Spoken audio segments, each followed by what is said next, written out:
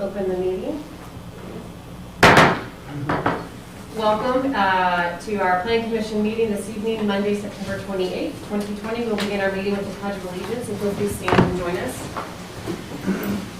I pledge allegiance to the flag of the United States of America and to the republic for which it stands, one nation, under God, indivisible, with liberty and justice for all. Thank you. We will move on to item number 2 on the agenda for this evening, which is public comments. If there's anyone here to address the Planning Commission not related to an item on the agenda for this evening, now is the time. So please step up to the podium. I guess that would be me. Yeah, if you're as long as you're not talking about anything on the agenda for today. You're on the agenda. I'm on the, okay. Oh, you're on the agenda. Well, it has to do with the Teal Street, Clemens thing. Well, we will get to that in just a moment, and you will have an opportunity. This is my first time, so bear Well, with me. well, welcome. We're excited to have you. Thank you. All right. Anyone else here to speak on something not on the agenda for this evening? Seeing none, we'll move on to approval of the Planning Commission minutes for September 14th, 2020. Do I have a motion to approve? Or any comments? Okay. Motion. Is there a second? Second. Any discussion? Okay. And so if you feel like they're accurate, you can vote on them, or you can choose to abstain. It's up to you. Even if you weren't here, Yeah, you can still vote. The option to vote. Okay. All right, so I have a second. All those in favor? Aye. All those opposed? Any abstentions?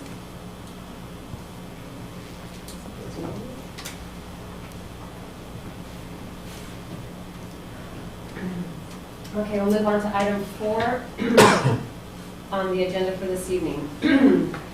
And if the Planning Commission is acceptable with it, I will go ahead and read item 4 and item 5 to be discussed together, but we will vote on them separately. Is the Planning Commission in agreement with that? If that also works for our applicant this evening? Fantastic. All right, item 4. Public hearing for a rezoning request by Gay & Neal Incorporated on behalf of Golden Triangle Development LLC applicant for an approximately 9.56 acre property owned by the Lena C. DeVore Estate, co-owned Kenneth DeVore Jr. exec, located east of the terminus of Simmons Road Northeast, tax map number 49-15A6789, and at 390 Teal Street Northeast, 500-5DK2-46, 47, 48, 49. The request is to rezone the property from A agriculture in R2, two-family residential, to R3, multifamily residential with proffers. The property is designated as residential on the future land use map of the 2013 Christiansburg Comprehensive Plan. And then item 5. Public hearing for a conditional use permit request contingent on the preceding item by Gay & Neal Incorporated on behalf of Golden Triangle Development LLC applicant for a planned housing development to consist of single-family homes at a density of development not to exceed 6.37 units per acre for property owned by Lena C. DeVore Estate, co-owned Kenneth DeVore Jr. exec, located east of the terminus of Simons Road Northeast, tax map number 499-1-5A6789, and at 390 Teal Street Northeast, 500-5K2-46, 47, 48, 49, in the R3 multifamily residential district. The property is designated as residential on the future land use map of the 2013 Christiansburg Comprehensive Plan. And do we have the applicant here this evening to address the Planning Commission? Great. If you'll just approach the podium, state your name and address, and then also if you feel comfortable, you are welcome to remove your mask while at the podium. We just ask that you place it back on when you step away. Good evening, my name is, you can probably hear me, can't you? Good evening, my name is John Neal. I'm an engineer with Gay & Neal Incorporated here in Christiansburg, Virginia. and I'm representing Golden Triangle Development tonight. And I do have a brief presentation I'd like to go through with you to present, excuse me, both the rezoning and the planned housing development.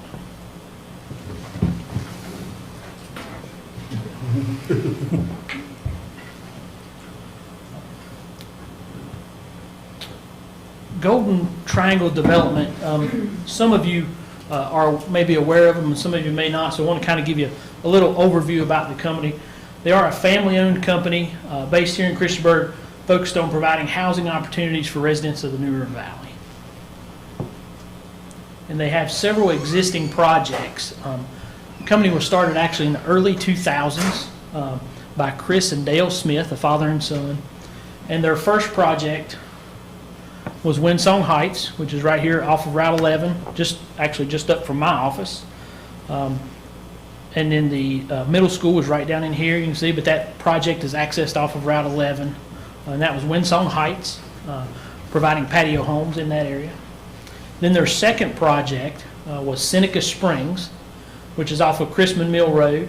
This is Route 114 up here, right here. That was their second project. That has recently been completed with the last home and everything being purchased and all the project, everything else being completed with it. Currently working on Regans Point, which is here just off of, this is exit 118B right here underneath the text, and 118C right here. Regans Point is on the other side of Interstate 81 on Giles and Glade and Curtis in that area. So they've had three projects. Their first development, neighborhood development, was in the early 2000s, Winston Heights.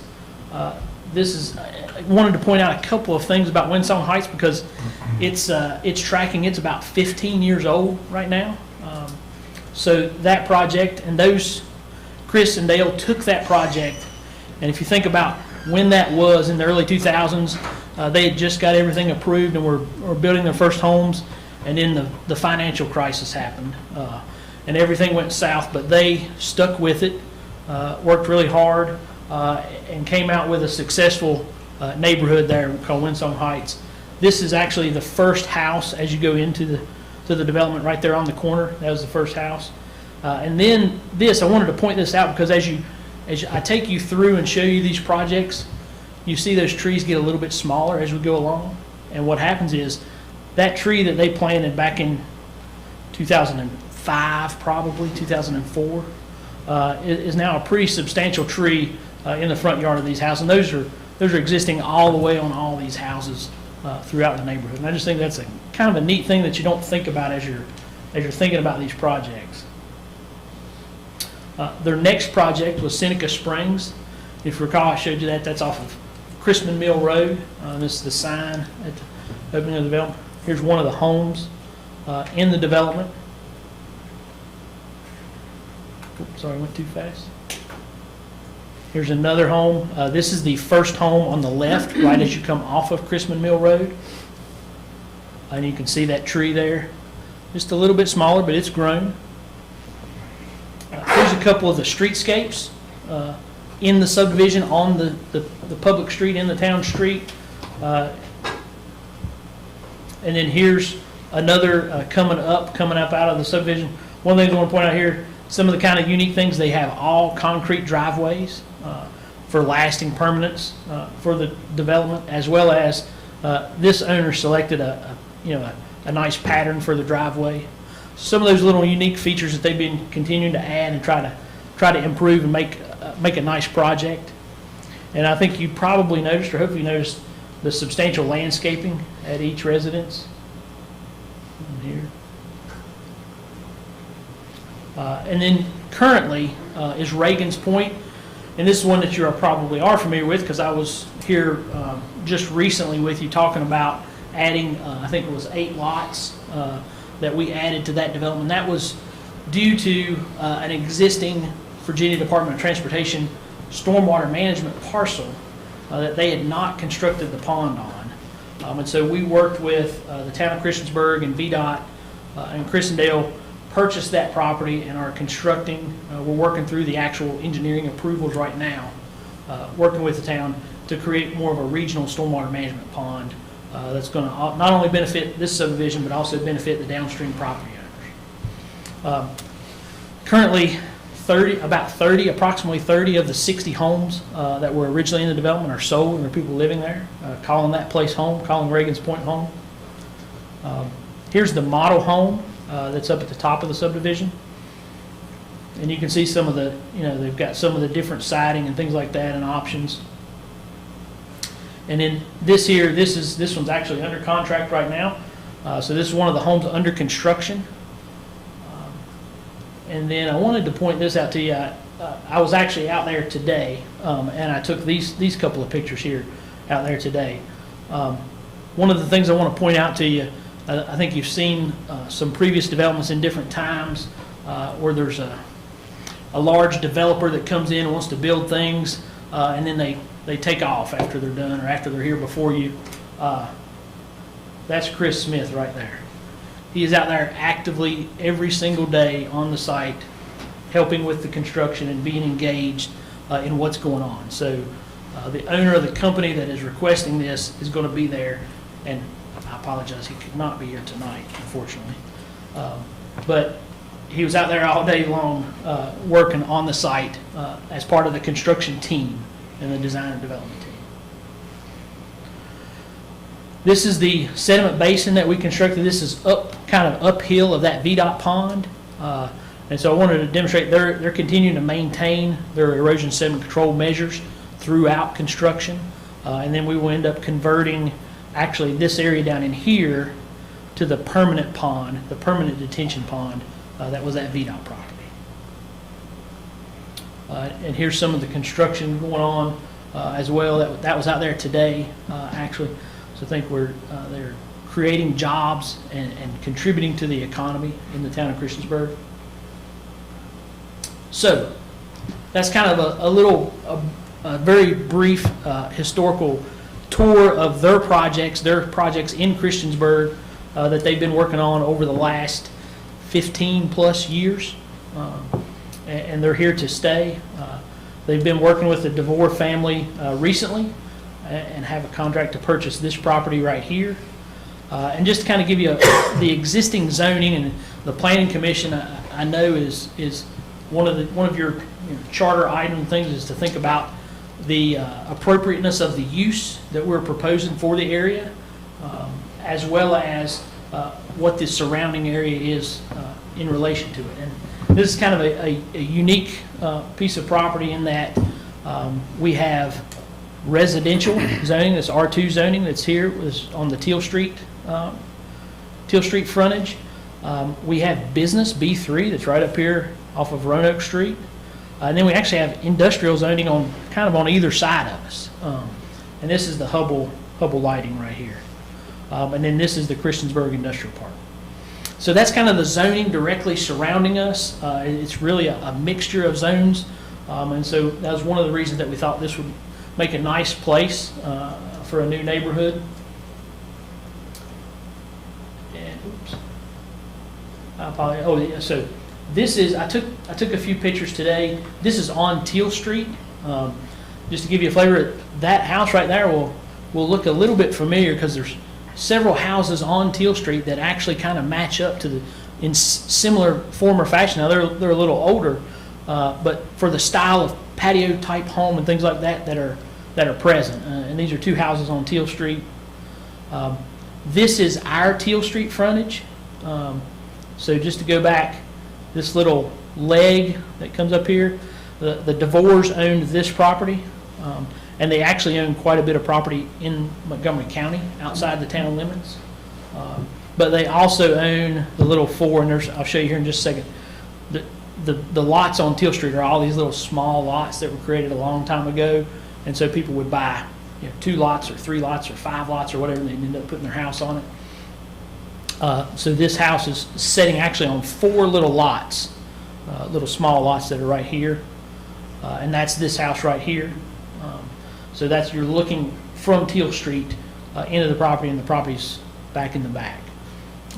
That mobile home would come out as part of the development. So I wanted to zoom out just a little bit and show you an aerial picture to To also give you the context of the area we're talking about, this is Roanoke Street here. I think everybody's familiar with where we're at, but and here's the Sheeler Motor Mile car dealership. This is the Christiansburg Industrial Park right up here.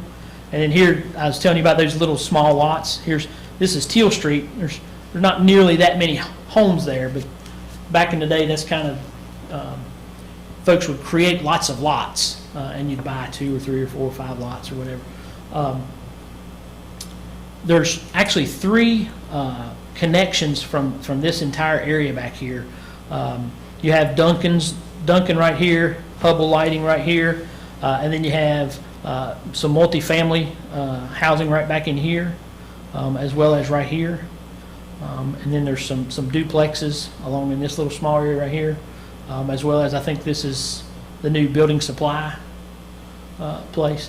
But there's actually from the edge of the Teal Street here and all the way in this area, there are 3 exits onto Roanoke Street. One is Hubble, which is right here, Hubble Drive, which lines up with the parking lot that's over here. Simmons Road, which is right here, which actually goes back, and that's where we'll access the property from. So Simmons Road is a straight shot out to Roanoke Street. And then Teal Street, which is right here, and then this is Ham Street. And then Teal Street actually connects right here alongside Sheeler's Toyota dealership right here. So there's 3 connections out to Roanoke Street right here. Wanted to show you a conceptual layout of the proposed subdivision. We do not anticipate that we will end up with 61 total lots, but we wanted to allow for the potential maximum. These lots are 40-foot wide, and we're probably going to end up with 50-foot wide lots, but we wanted to show you the maximum so that we don't try to exceed that. Here's the 4 lots down here, right in this area where that mobile home was sitting. We are providing that all the traffic would go out onto Simmons Road. There would be no vehicular connection to Teal Street. And there's quite a bit of this area of Teal Street right down in here is pretty low topographically. There's a stormwater ditch that runs right along this way, comes out through here like this, and then turns down this way, and then actually turns across the road down a couple of lots down. We would design our pond in such a way, and we're required to, as part of the overall Department of Environmental Quality and the town of Christiansburg stormwater management regulations, we would design this and we would meet what's called the energy balance equation. So we would be taking the storms down to less than the pre-development level of stormwater runoff that comes off of just the field right now. So that's the stormwater design that we're required to meet as part of the project. And we are planning as much of this as possible right here as an open space area for the residents. So this is kind of just dropping back to that original. We have Seneca Springs here, Winston Heights here, Regans Point, which Chris continues to see folks wanting to live in this style of housing, which is single level living and close to all the various amenities in town. And that's kind of the general presentation that I had for you. I'd be happy to answer any questions you have.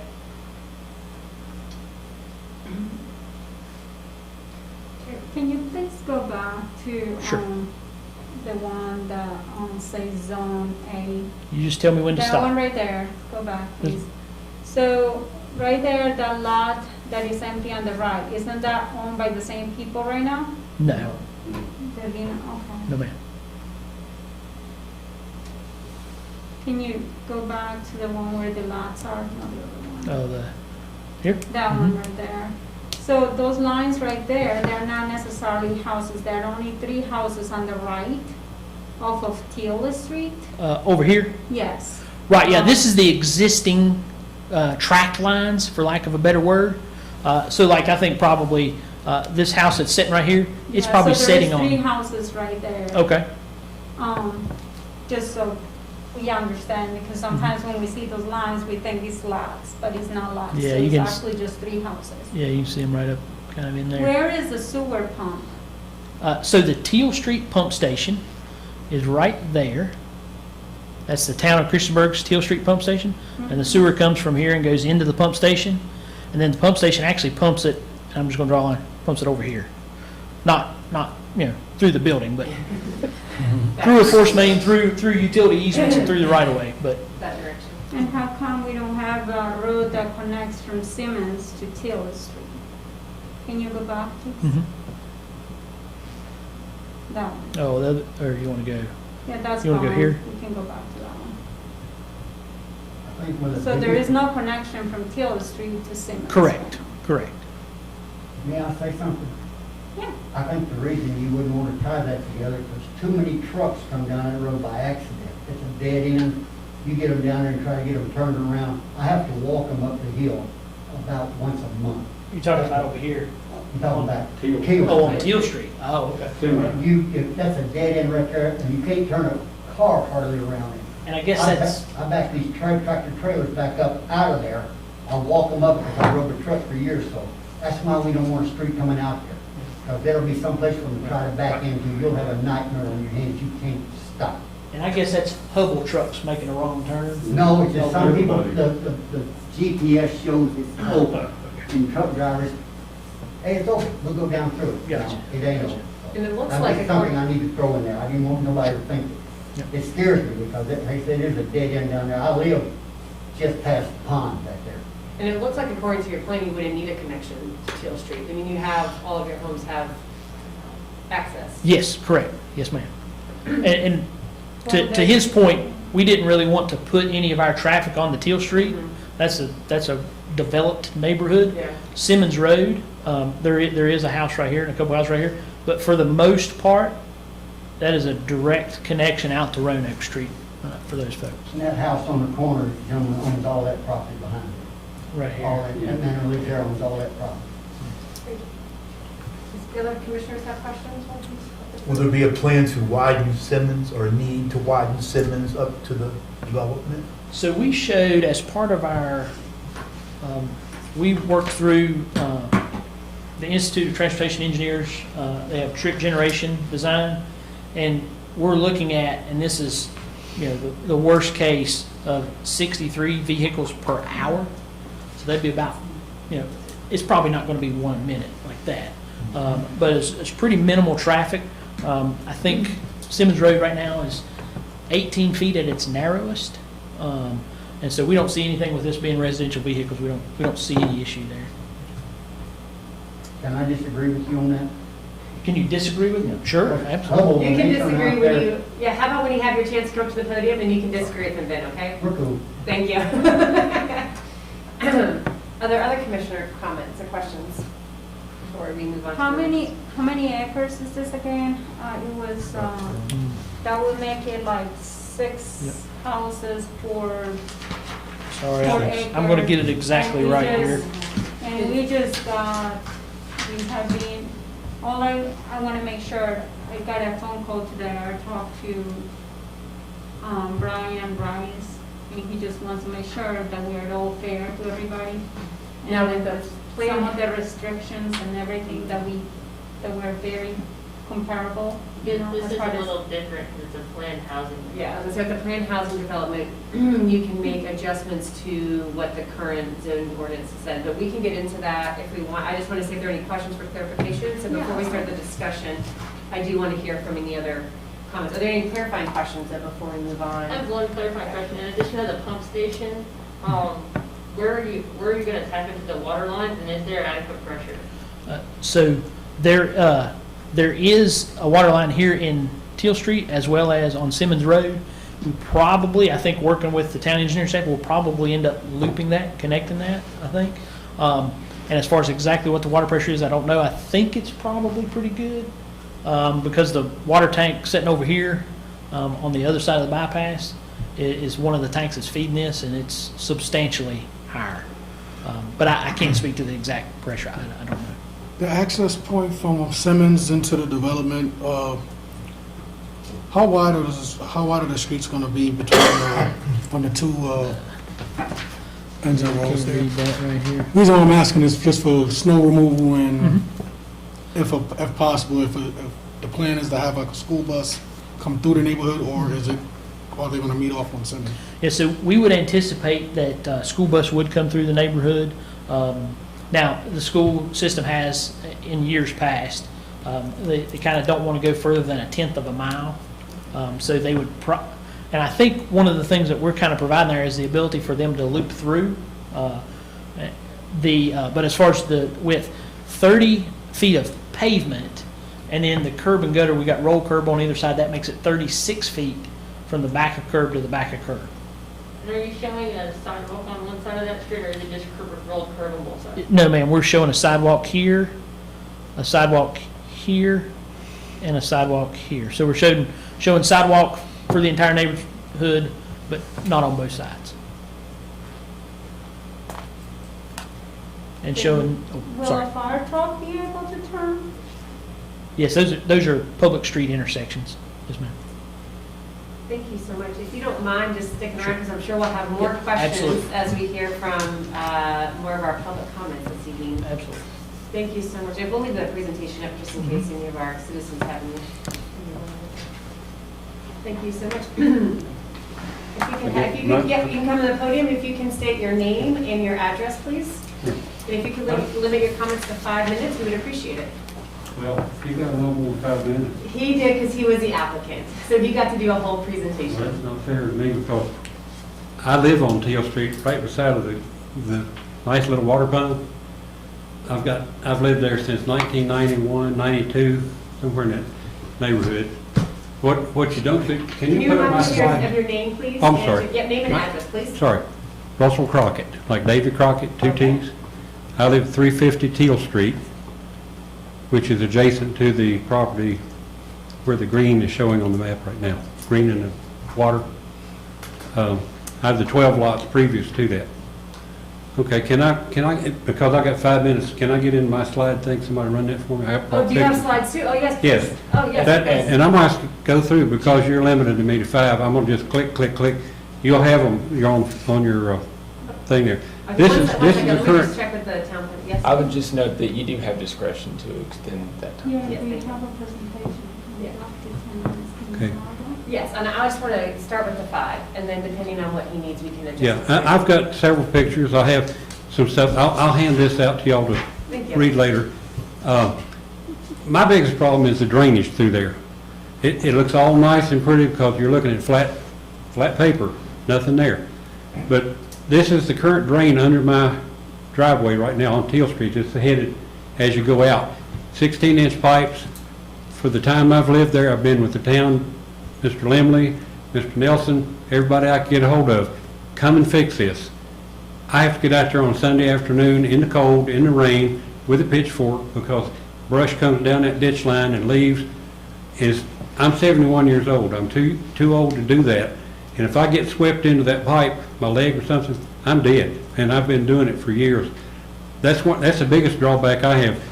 If you allow this zoning like it's, and it looks good on paper, and I'm not against the people doing it, people that own it, nothing like that.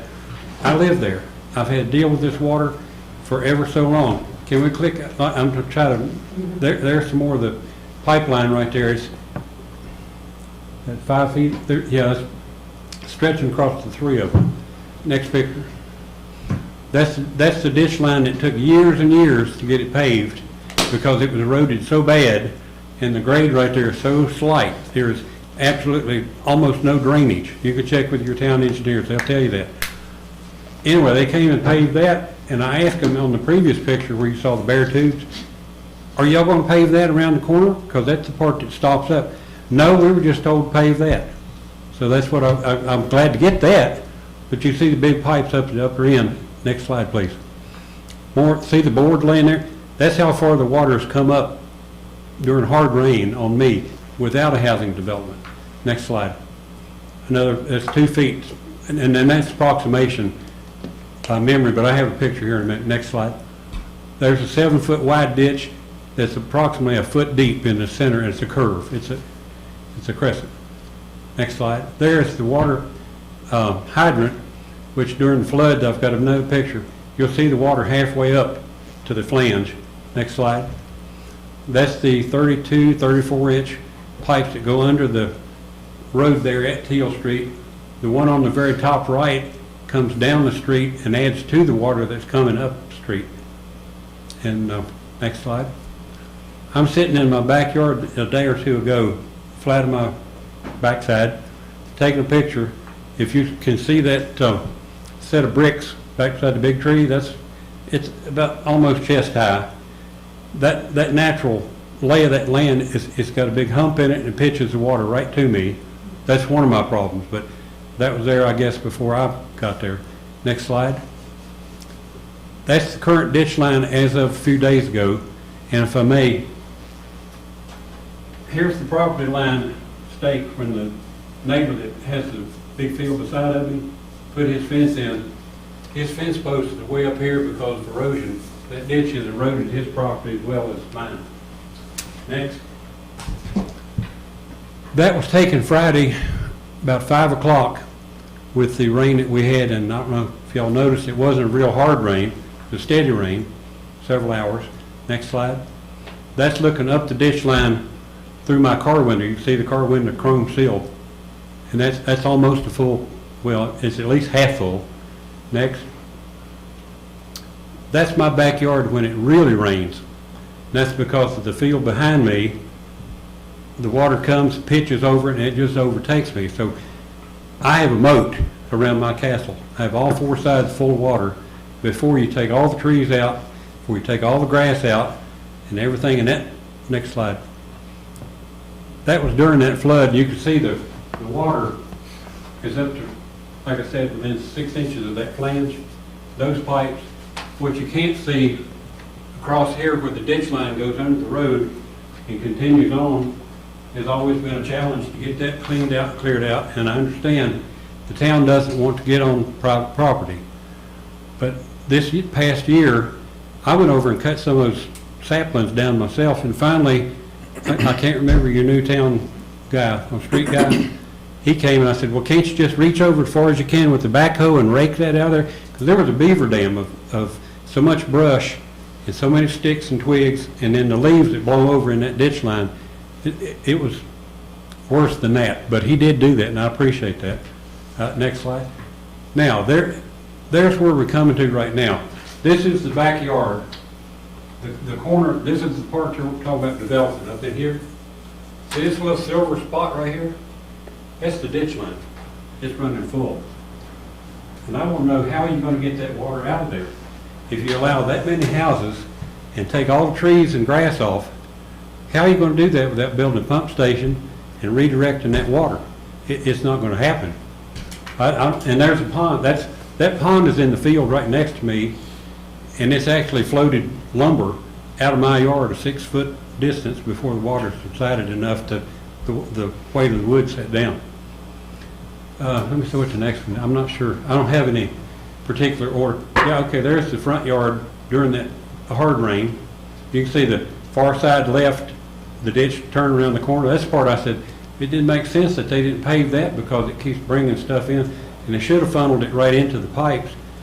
And I can't get bigger pipes to keep it from being stopped up for some reason. I don't know what that is, but I think I was told one time that, well, if you buy the pipe, we'll put it in. That's not my property. That's the town's property. When you come past that telephone pole, then it's my property. And I pay town taxes, I pay county taxes every year, but I got nothing. If we got a street light out, I've been told, go look at the pole number, call the power company. They'll come and get it. Anyway, I'm kind of getting ahead of my notes, and I don't mean to come off terse, but I'm going to be flooded out. That is an extremely low spot right there. There, you can see from the water. Do I have another slide? Next one. Okay, that's more of the same. I was trying to do a drainage ditch in this shot here. This is about 5 years back, 4 or 5 years back. I had it backhoed, had gravel put in, I had 4-inch pipe put in. But what happens when this ditch line water gets this high or higher, my drain is submerged. It can't take water. The water can't get out. It's coming off my house, it's coming out of the backfield. It's gonna get me one day when I'm not there and the power goes off. I have a low basement and a sump hole. As long as I've got power, it'll pump and pump, but still, it's gotta pump out into the ditch line. I'm trying to get the thoughts, and I know you're limiting me on the time. The other thing, on the previous thing where the pond is, it's nice that kids have a little green spot to go play, but in years past, there's been families with kids. The ditch line is over on my property that runs through between the properties there. I don't like being a bad guy and say, get off my property. If you let this go through, I would ask in a nice way to please have that fenced off so I can have my privacy. I mean, I don't want kids hurt, and I know how it is. I was a kid once with a bicycle. Hey, ditch line, let's do this. And then I have trouble enough keeping grass on there as it is. That view right there is the backyard back when I was digging the pipe. You see the pipe laying up. That's what I have to put up with when the hard rain from the field next door hits. And then I don't know what you do for mosquitoes in a big pond like that. That ditch line, I don't know exactly how long it is, but it's been pretty rough a few times with mosquitoes. I've even got a little hand fogger I've had to get out and get it out in the backyard. I think I've covered a lot of it. I don't understand the 6.37 housing units per 9.56 acres, about 60 houses. And all that hard surface roads, you saw the roads proposed, all the asphalt, all the drains, all the flat housing roofs, it's coming my way. That's the natural drainage right there. Since they built Hubble, and I was told by several people in town that water used to drain over the hollow behind Hubble. But since that was built, that water comes this way now. So please, please, don't flood me out. Put in a pump station, turn the water, block off the ditch on my end if you have to, and especially the fence. And my neighbor, he lives right beside of me. He knows if he's going to, I don't know if you want to speak. Anyway, I appreciate your time. Mr. Crockett, just want to give you a moment. If you want to look over your notes, just double check, make sure you share with us everything that you wanted to cover. Okay, I'll just hit the highlights. The biggest thing is going to flood my property. Next thing is the drain system is inadequate. It won't handle it. The pictures prove that. The driveway pipes I showed you are too small. The drain water, I didn't mention this, has almost come up over my driveway twice. It's got up high enough because of the stuff that I had to get out and dig out. It started creeping over before I got it to where it would take all the water that it would take. And again, it's very dangerous for me to do that, especially at my age with a pinched nerve and a bad foot and bad knees. Again, new drains, new pump station, turn the drainage away from me, going the other way if you can. The current ditch is 7 feet wide, 1 feet deep. And the other thing, I touched on this, but I don't know if I really got across to you. Can I get that one picture from his display up that shows the Teal Street view? They had the pond and all, I think that was The it. one that has the layout of the house, is that one? No, go back. Let's see. There's one that, no, keep going. Keep going. It's one, hold back up right there. Okay, this is my house. Oops. Almost had it.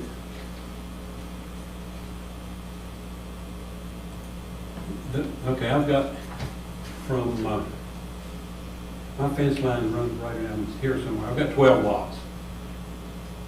The water comes this way on almost zero grade. There's that first mobile home. There's the ditch line. It crosses at a diagonal, if you can see from my finger.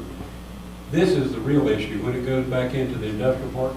If you can't keep that thing clean, and the other ones, it doesn't do much for it. You can have 100-foot wide one, but it choked down like that, and all the trees and sumac and stuff that grows in there. And really, I've gone out there and just cut it off on the town's right away because I know I can do that with clippers and saws, but it literally was a beaver dam last year with leaves and stuff. And if you will see that these get distributed to, I only have 5 copies, and I apologize, I didn't know how many members you had, but it's not, again, I'm not against divorce or anybody. I've lived there since 91 or 92. I mean, got along good with everybody and do anything for anybody. It's just the fact that that's my home. Thank you very much. Thank you. We appreciate you coming. All right. Do we have someone else to come before? Yep, if you'll come to the podium, please. Thank you.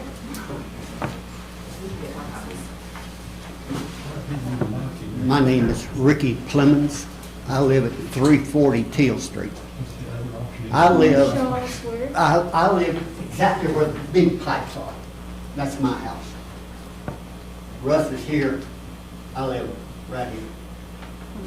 Just the big pipe, Russ's property comes down here. The pipes come underneath my front and then turn across the street.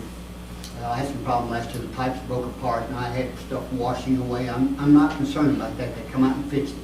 I'm concerned about the flooding and the drainage across under the street. What worries me, because I watch the water come up and come up and come up.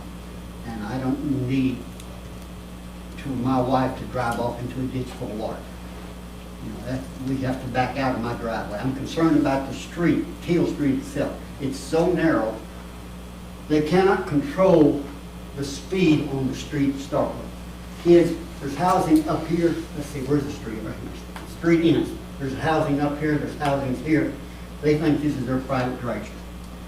You used to have a sign that said 25 mile an hour, it blinks. It didn't do anything. So I was just concerned, talking about this side here is so narrow. If they come down this street here, we don't have nothing but a problem. Kids, during the summer, it's going to be ugly because the road is not wide enough. We have people that park at the top of the hill, and you've got one lane. When I come over the hill in the mornings, I have one lane to get through because people are parked on both sides. You know, and that scares me. And this one over here, you've got tractor trailers. You got trailers here. That worries me. I've seen trucks go down this street. What's going to happen when you get a school bus and a truck down this street together? I want to make sure. And when they turn out in the afternoons, it is a line of traffic fighting to get out the gate. And they're coming out. Can you give me another picture of the layout of the lot where the street runs out at, please? I wasn't planning on saying anything, but it just concerns me because I know what it's going to be like before it's all over with. Do you want to see the layout picture, I just want to see where this comes out. Simmons comes straight out to Roanoke Street. You know, and that's what I'm concerned about, that they make sure that they cover this problem. Okay. When this street turns out, these people turn out here, and this is a big plant. They come out this way, it's packed. So I'm concerned that they make the roads big enough for people to get in and out, where people can get in to their homes without fighting over each other or running into each other. I don't think I'm gonna have a problem coming down my street, except people come down this by accident. If you don't live there, if they come down there, they go down around the hill, flip, and come back up. I wish you'd make the circle bigger at the end, at least they people can turn around down there. But other than that, I'm just concerned about the water, the flooding. They're going to be cutting on the hill. They're going to be taking it down. They've got to take it down or do something to stop the water from running down the hill and filling up the drains. The pipe's just not big enough to cover. Can I ask you something? Do you get a letter from us saying No. that there was, okay. I didn't get the letter, and I'm right next door to him. You know, but we're good friends. He come over and said, "Did you get this?" No. And we talked about it. I said, "Yeah, I'll be happy to come with you." I haven't lived there but 2 or 3 years. I enjoy there. It's a peace and quiet. I got a small home. My wife's handicapped. I bought a home that she can get around in level, no 2-story, and I get along with all the neighbors. They're all content. But most of them probably didn't get the letters needed. And that worries me because I feel like everybody should have been told, here's what we got plans to do up here. What bothers me is I don't understand how they can cut this water across here and run it through a pipe and not put it through a pipe the rest of the way? How come you cut through the road and put the pipe there, but when it gets on the other side, you just got a piece of dirt? What's the water gonna do when it runs through there? It's gonna wash it down. If you got trees, it's gonna fall in. That don't make good sense to me. I mean, if you put concrete pipe to it, you never have to worry again. That'd be the end of it.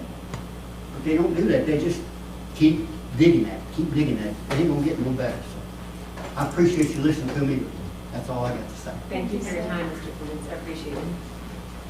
Is there anyone else here to address the planning commission about item 4 or 5 on the agenda? Did you want to come back up and? If I could just address a couple of comments. Yes, please is come that forward and okay? address those, and then we'll open up for the planning commission for discussion and questions.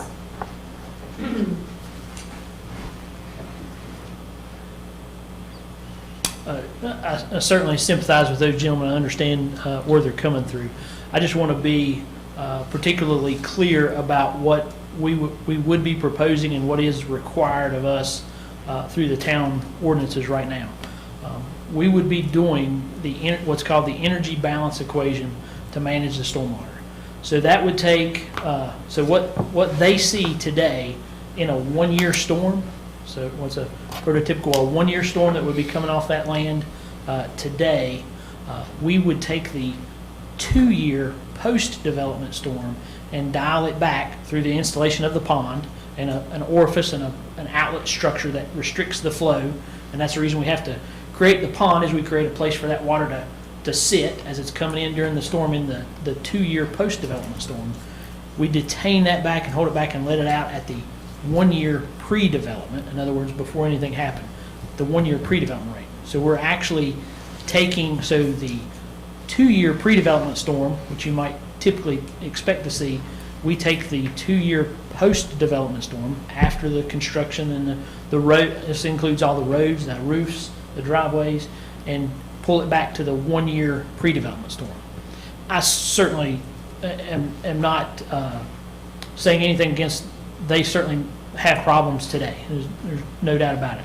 I think what we're proposing with the regulations that are in place today will actually improve their situation. It's not going to fix it. I'm certainly not here to say that. But with today's regulations and the designs that we do, it will improve their situation. And we're also, and I was talking about the 1 and the 2-year storm, we're also required to take the 10-year storm post-development back to the 10-year storm pre-development.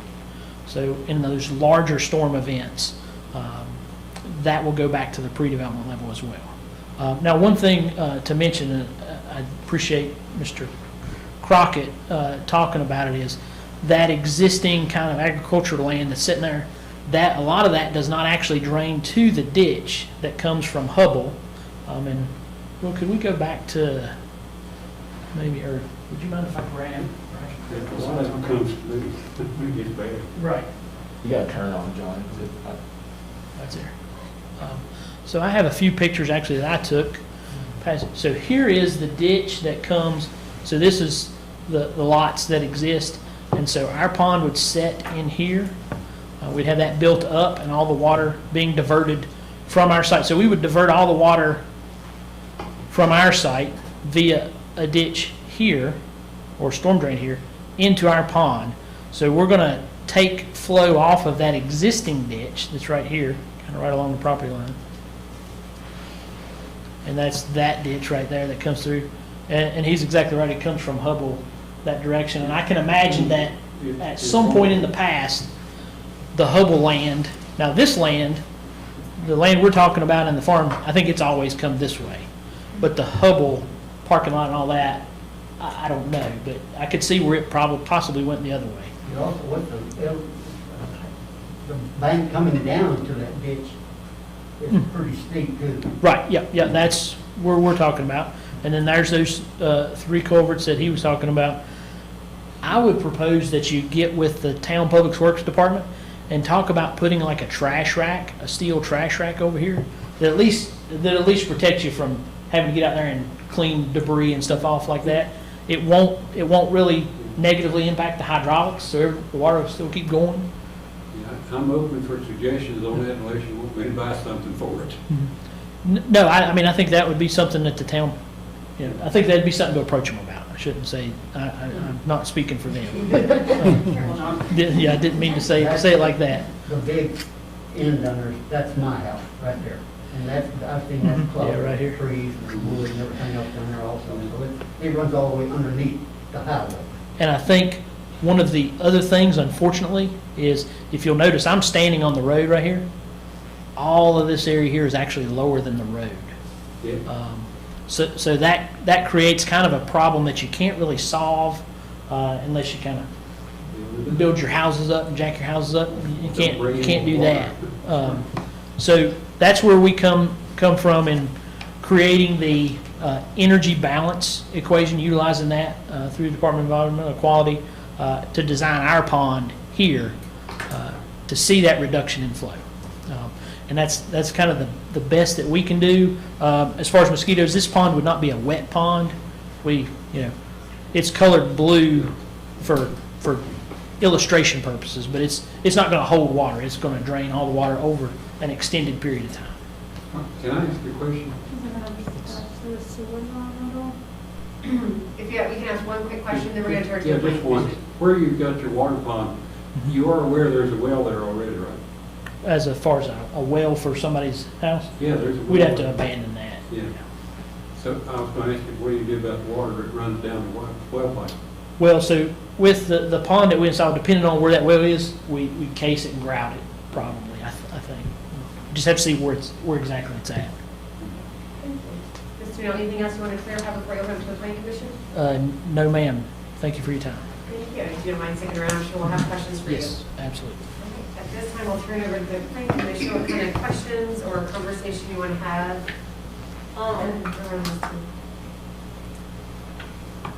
Will, do we have any additional information other than what was provided in the packet about the pump station? Not at this point. If you all would like us to follow up with engineering and public works to see if there's anything further, we can certainly do that. Mr. Neal might have some. I do have information. I actually spoke with Justin with the town engineering department today. The town has had on their capital improvements, for lack of a better word, budget to study the Teal Street pump station. They have, I think, he told me, they have a firm selected to do that evaluation of the pump station, but they haven't yet officially signed the contract. And so they're working towards an analysis of that pump station so that we can work with them on what type of improvements might need to be made. Would there be contribution from the applicant to improve the pump station? I think the town will be looking to us to do that, yes. I anticipate that would be the case. But it's not offered as a proffer at this time? No, ma'am, because we don't know, the town's in the mode of studying the pump station. So it could be something as simple as changing out an impeller, or it could be something as an additional well. So there's no real knowledge right now. We certainly work with them. I guess, who do we have to call and contact that? I guess Public Works about trying to find out if the infrastructure, if the sewer pump is gonna be able to hold this amount of homes, because that's a quite high amount of homes being built in there. And if that's gonna be an extra expense for the town, that can go in the millions. What's the elevation change from where the property is proposed to where the retention pond is as far as? So actually, at the top of the hill, it's probably 40 feet, maybe higher. Okay. Maybe 30 to 40 feet higher. From the top of the hill, Yeah, from the top of the hill. yeah, maybe a little more. Pretty good drop up there down. In order to make the water flow, I guess, for lack of a better term, go to the pond, is there going to be significant grading that needs to be done on the site, or are you going to build on it as is? So we'd be grading the whole site as part of the overall development for the streets and the houses, and as part of that grading, designing that water to flow towards the retention pond, yes. And has there been a soil evaluation to see if you need to pull anything out and add in, like, good soil? So we've actually not done an actual geotechnical analysis, but we had a grading contractor, actually, Golden Triangle. They went up there and dug quite a few test pits throughout the site. We looked at soil, soil looks pretty good. It's not too much clay or anything? No. So I guess my biggest concern too was the public hearing sign for the town was located right on the trailer house where the pump will be at right now. And it's actually really, when I drove by a couple of times this week, it's actually really covered with a trash can. So you really cannot see it. And unless you leave down the street, you will not see that there was a meeting that was going to be held to talk about this. I was asked by a couple of people on the other side of Teal Street that were very disappointed and upset that we were unable to send them a letter to tell them what's going on, because even though they're not right next to it, they're very close to it. That would be a change in town council. Absolutely, but all I'm saying is that I got a post Yeah. about this, saying that this is the small neighborhoods, that adding this many homes to their neighborhoods will be devastating for them and for their kids. That their kids do ride bikes, and like they were talking about, it has always been known that it's a cul-de-sac. The kids don't really have to worry too much, besides the cars that are coming from the other company, have a lining when they get lost. Did you encourage them to send either an email or to reach out to town staff so that way we could have their comments in writing? They just heard about this today, so they will actually make arrangements to either come to town council or try to see if they can send an email. And we also don't have to make a decision tonight, so Correct. so there's still an opportunity, correct, Will? There is, and I will note, we realized today that we incorrectly sent one of the adjacent property owners a notice, and it was sent to the wrong address. So I believe that we will actually need to rehold this public hearing at our next meeting, which would not, because of the way that the dates work is when this is scheduled to go to town council, it would not necessarily change that schedule, but we do want to make sure that we've properly given notice to everyone, and that was one that did not go to the correct address. So we will I believe we will be reholding the public hearing to make sure that everyone is given notice. So there'll be no vote happening this evening. So this should not go to town council for at least another month, correct?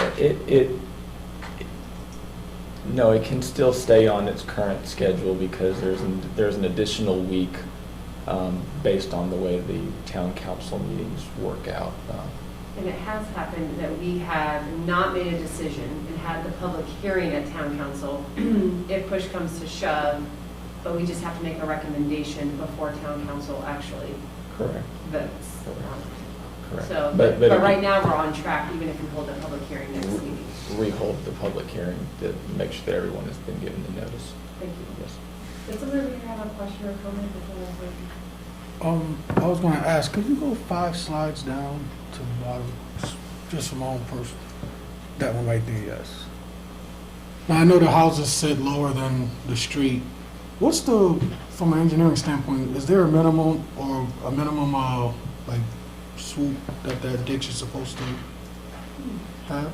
The depth of the ditch? Or the depth of the ditches, I mean, sorry. I don't know. Are you talking about for here on Teal Street? Yeah, as far as, this one here, is there a minimum depth that it's supposed to keep the water from going? keep the into water yard? from going into the yard? Because, I mean, I work at a cement plant, we have drainage issues too. That's something that we've done is kind of made a little deeper, or kind of, I don't know, build it up on that way the water's not pretty much running into that property. Because that looks very flat. I mean, that looks like it can hold a trickle, but any substantial rain, it wouldn't, I don't see the purpose of that. I could try to provide some information for you next one. Okay. Well, where does the water go to once it goes from right there where you see it on the ditch, when it runs out, where does it go to? Does it go to the sewer pump? It goes across the street. Jared, can you pull up like one of the bigger maps? Or the one that John's got, yeah. The one with the pink?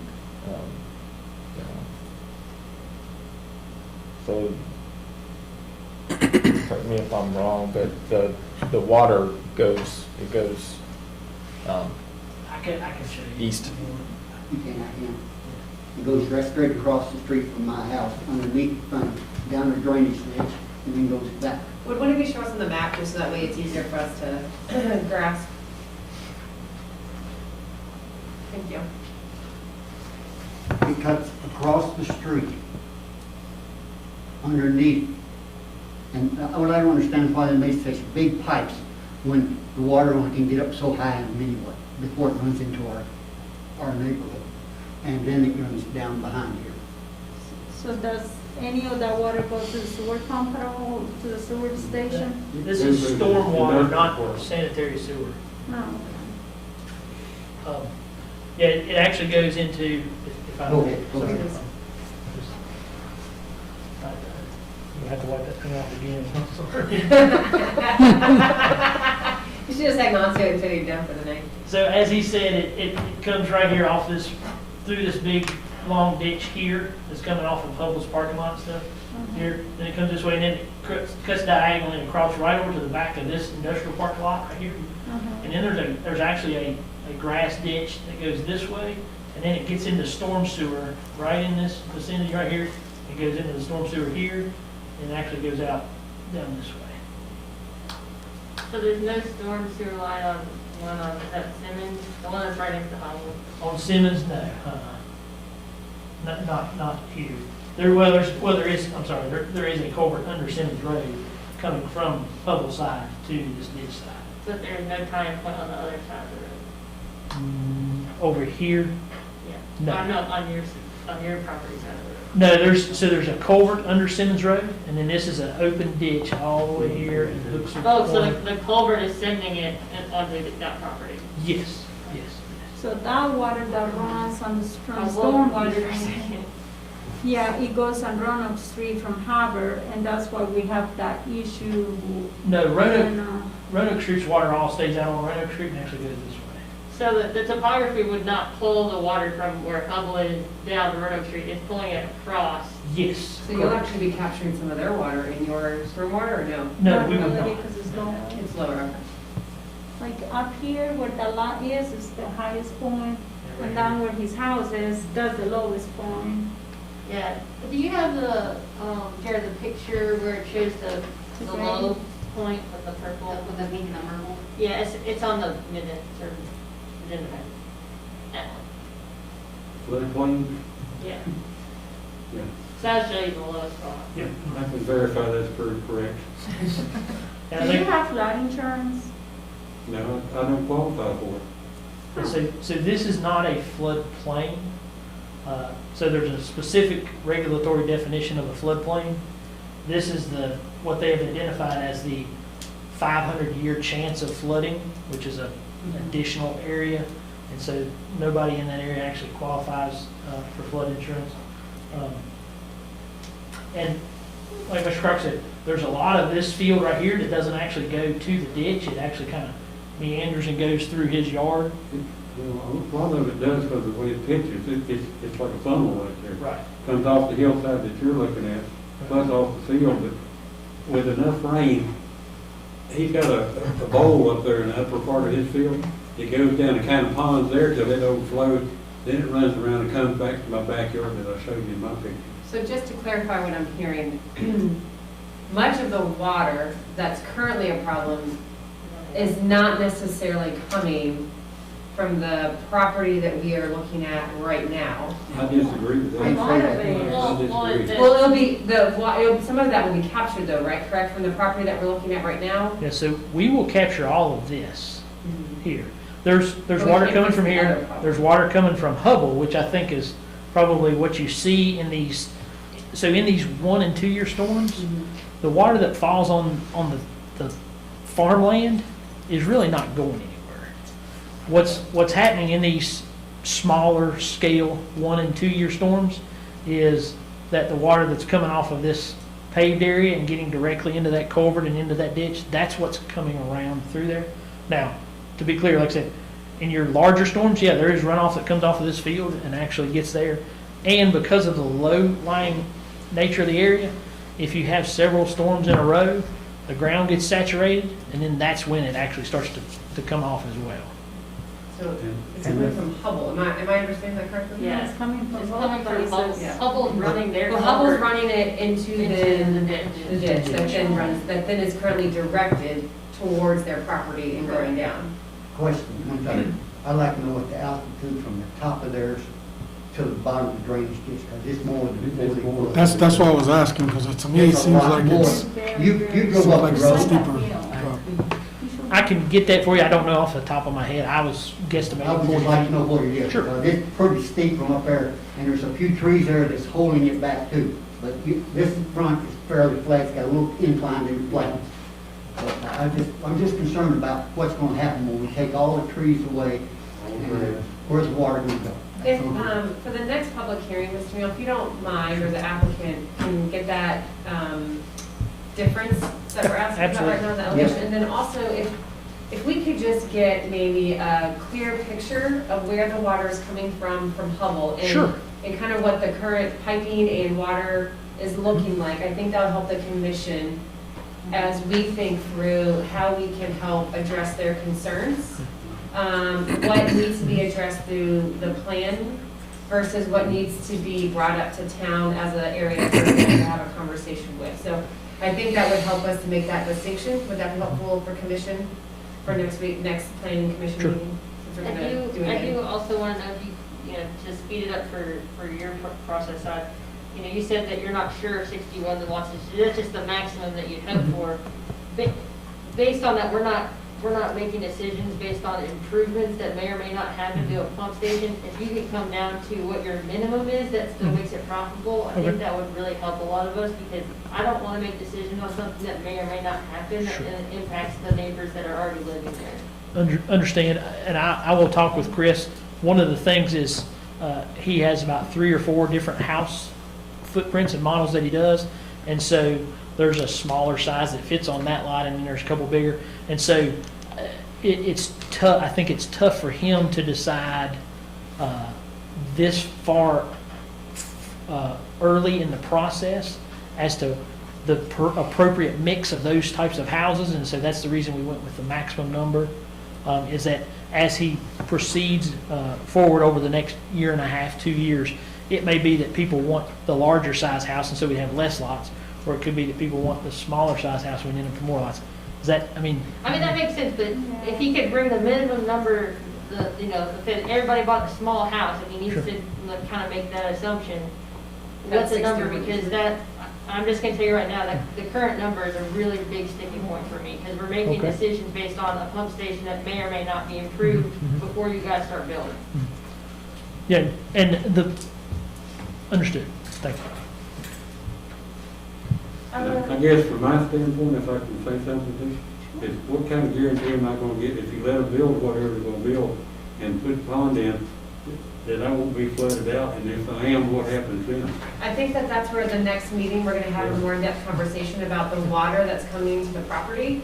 I think as a commission, we need to be informed how much of that is related to the project and how much of that is related to other properties that's being diverted that direction, and if there's any way that we can incorporate that or not into the project. So there are no guarantees that we can provide you at that time. What I can tell you is that the commission would like to have all the information, so as we make a decision and then move it to town council, that at least we feel like we have enough information, so that way we can provide guidance to them, and then also guidance to you all on if there are different areas or avenues that you need to pursue that maybe are not connected to this project, but that we can help you resolve some of your concerns. Will you be inviting the public works people to, maybe they can comment on what we're talking about?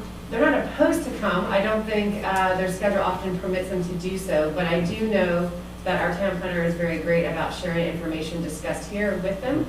So if their schedule doesn't allow, then we can communicate that information. Yeah, and again, my concern is the water. It's just bad to worse at times. I like the looks of his houses, I think he's gonna do something to help the neighborhood. Yeah, well- I've got no objection to that. I'm objecting to where's the water going and what's gonna happen. Thank That's you all. so much. And when will be the next meeting? The next meeting will be, I have it here. So my advice will also be for you to come to town council to speak and talk about your concerns. We're gonna have Tuesday night at 7 p.m. is town council meeting. And then the following week will be, the following week will be. But They won't be discussing this. they'll want to wait to go to town council. So the next meeting is Monday, October 19th. That's true. All right,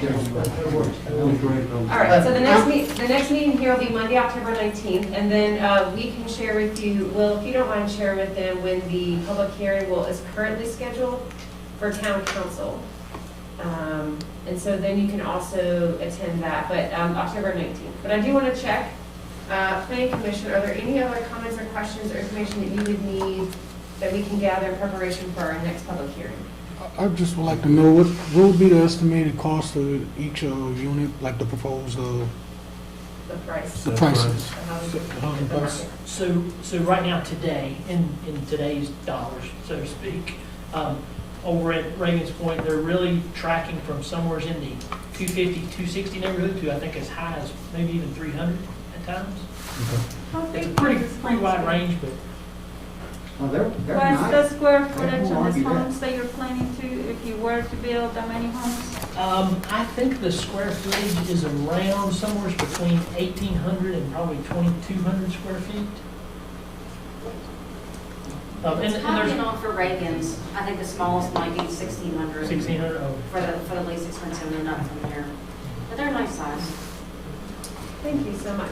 I appreciate it. Thank you all so much for coming. Yes. Mr. And Neal, last one more question, I guess, so that I would love the opportunity to I'll send it to Will, and he can distribute the drainage map and some of the calculations and things like that, because I think we could get into the conversation at the next meeting, and maybe you all wouldn't have enough time to digest information and ask questions, so that we could actually get you the knowledge that you need versus trying to talk it out and understand it. So Agreed, that'd be helpful. if Thank it's you. okay, I'll try to get that to Will relatively quickly. and That- Thank you. That's helpful, because then we can spend some time looking at it and really crafting what questions we have versus having you do an in-depth explanation. And I'm happy to answer questions either from you or from him if there's anything that you need or want to see.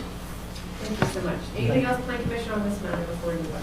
I do have one comment just on, to kind of be more general about it and to go back and looking at the rezoning itself.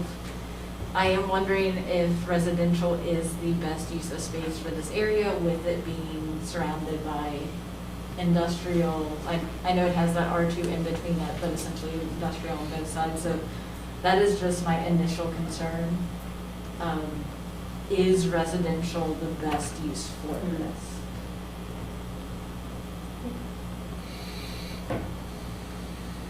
And I know it is listed as future residential in the future land use map.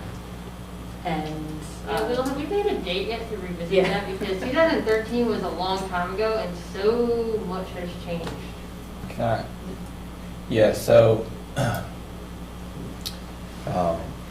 at the last town council meeting,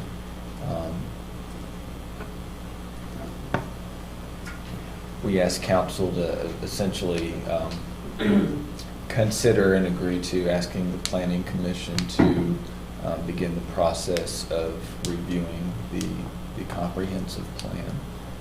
So yes, that is something that we would like to start that process on and meet and begin to sort of craft what the planning commission and the comprehensive plan subcommittee sees the possible scope of that being. And just for the public, the next planning commission meeting is October 19th, and the town council public hearing for this item is scheduled on It'll be October 27th. October 27th. Thank you all so much. Also, Will, can you be able able to post another one of those poster board things on the other side of Simmons, or is that not, are we not able to do that? When we repost, we'll need to sort of repost to make sure that we redo the sort of the public hearing notifications. We'll revisit the placement. Yeah, okay. Well, thank you all so much. That concludes our discussion for items 4 and 5. You all are welcome to stay for the remainder of the meeting, but you are also welcome to be free and leave for the evening if you have other plans. But again, please come back on October 19th. Yes, sir. Yeah. Thank you. Thank you very for much. coming Thank out. you. I want to make sure I didn't miss anything, Will. Well, I meant to note that we did receive one public comment earlier today, which I did send to all of you all as well as the applicant. But that is a public comment that we will add to the agenda packet, so it will become part of the record of this request. Thank you so much. Thank you all so much. Have Thank a you great very much. evening. We look forward to seeing you You too. again. Thank you for the time of coming and sharing your concerns. We really appreciate it. It's very helpful. Old people, they ain't got nothing else to do but think about things. Oh, sir, you have a lot to do, and we appreciate you taking the time and sharing. We thank you again, appreciate it. Thank you all. Have a great evening. You too. All right. Thank you all, and thank you, Will, for that. We look forward to the additional information for our public hearing. So I'll just summarize my notes. Any additional clarifying information that we can provide in terms of the current status of the pump station, as well as the status of the town's work on an upgrade, we will give to you all. Depth of the Teal Street ditch in particular. The applicant is going to provide the sort of the elevation difference or the grade change from the top to the bottom, as well as providing sort of an overall area drainage map showing the areas from which this property is getting water and to where the drainage is going. Do you think that we missed? Well, thank you. That gives us some good additional information on a public hearing, then we can have even more information to make an educated decision. So, thank you. All right, we will move on to item number 6, discussion on potential planning commission mentorship. So thank you all for adding this to the agenda. So if you all recall, a couple meetings ago, I brought up the conversation about possibly having a high school student or multiple high school students serving in an internship style capacity. I'm open to the name, Will, especially some of the conversations you had with HR. But for those of you who are not here, hopefully saw my email, but really the hope is that we can engage our high school students in local government and get them excited and come to planning commission meetings and be a part of the process, then learn from our experience, and then we also learn from them. And so I had the pleasure of interacting and meeting Dominique Bell a little bit ago and hearing about her experience down in Gwinnett with the commission down there, and it really got me thinking about how we could really start this experience. And she had some prior experience that I thought could really contribute to the development, if this is something that we wanted to move forward with, and it seems like the commission is really excited about it.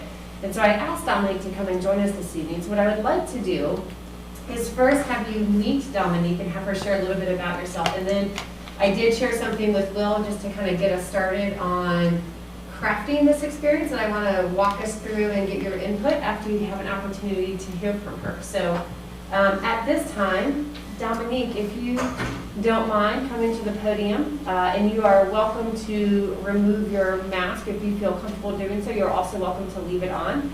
And if you could just share with the Planning Commission a little bit about kind of who you are, a little bit of your experience with Gwinnett Youth Commission, and why you're interested in participating in this opportunity. Thank you so much. Hi everyone, my name is Dominique Bell. I'm 16 years old and I am a junior at Christiansburg High School. I'm so happy and excited to be here today. First, I will share a little bit about myself so you guys can get to know me better. Some of my hobbies I do outside of school are mainly crocheting, and I also enjoy writing. I also own my own business where I crochet clothing, so I am an entrepreneur and I do love what I do. Some extracurricular activities that I take part in during school is writing in the newspaper for my school, and I am also the secretary for my junior class. So that was a little bit about me. And now that I share a little about me, I'm going to go into my experience I had at the Gwinnett County Youth Commission. So, when I was in the Youth Commission in Gwinnett County, Georgia, it was such an amazing experience. It was a summer program and it happened every Wednesday starting in June. The agenda for the summer was a different lesson about the county every Wednesday. So I will briefly go into about each week and what that looked like. So the first week of the commission is orientation and a program overview. And the first week you would learn about the program itself and the rules and regulations. There were also team building activities we had to do to build a stronger commission bond and simply get to know each other. Week 2 was an introduction to the county government, and this week we had some guest speakers from the local government come in and explain how things work and what happens, and they also explain their positions in the local government. Week 3, we learned about the water and transportation system. It was our first field trip, and during this week, we went to the Environmental and Heritage Center, and we also went to the Transportation Center and learned more in depth about how these places operate. Week 4, we learned about policemen and what goes on there, and the firefighters, and personally, this was one of my favorites, my favorite trips. Week 5, we went to the correctional facility, which is probably one of my all-time favorites, definitely. We went to the local jail and saw how things worked, and I thought it was very cool to see how things worked and the behind the scenes of the jail itself. Week 6, we learned about how the Gwinnett Judicial Circuit worked and their positions. Then week 7, we visited an animal shelter and a retirement home. This was also one of my favorites. I really enjoyed learning behind the scenes about those two places as well. And the last week is week 8, and in this week we learn about recreation and wrap up the commission for the year.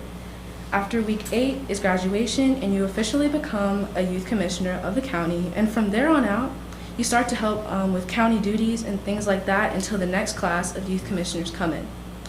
I hope here in Christiansburg, students can have the same experience I had with the youth commission and make one of their own. I also wanted to show you some things that they gave us while attending the commission. So we had 3 shirts, and also gave us a tote bag. So this shirt was the shirt we wore for graduation. It just says Gwinnett Youth on it, basically. So this was the shirt for graduation. And then we also have this shirt, which we wore if we weren't going on a field trip, and it was mandatory to wear this and khakis to every meeting we went to, just to be professional. And then our last shirt, it's a Team GYC shirt, and this is what we wore on field trips so we wouldn't get lost or anything. Because people run off places. Yes.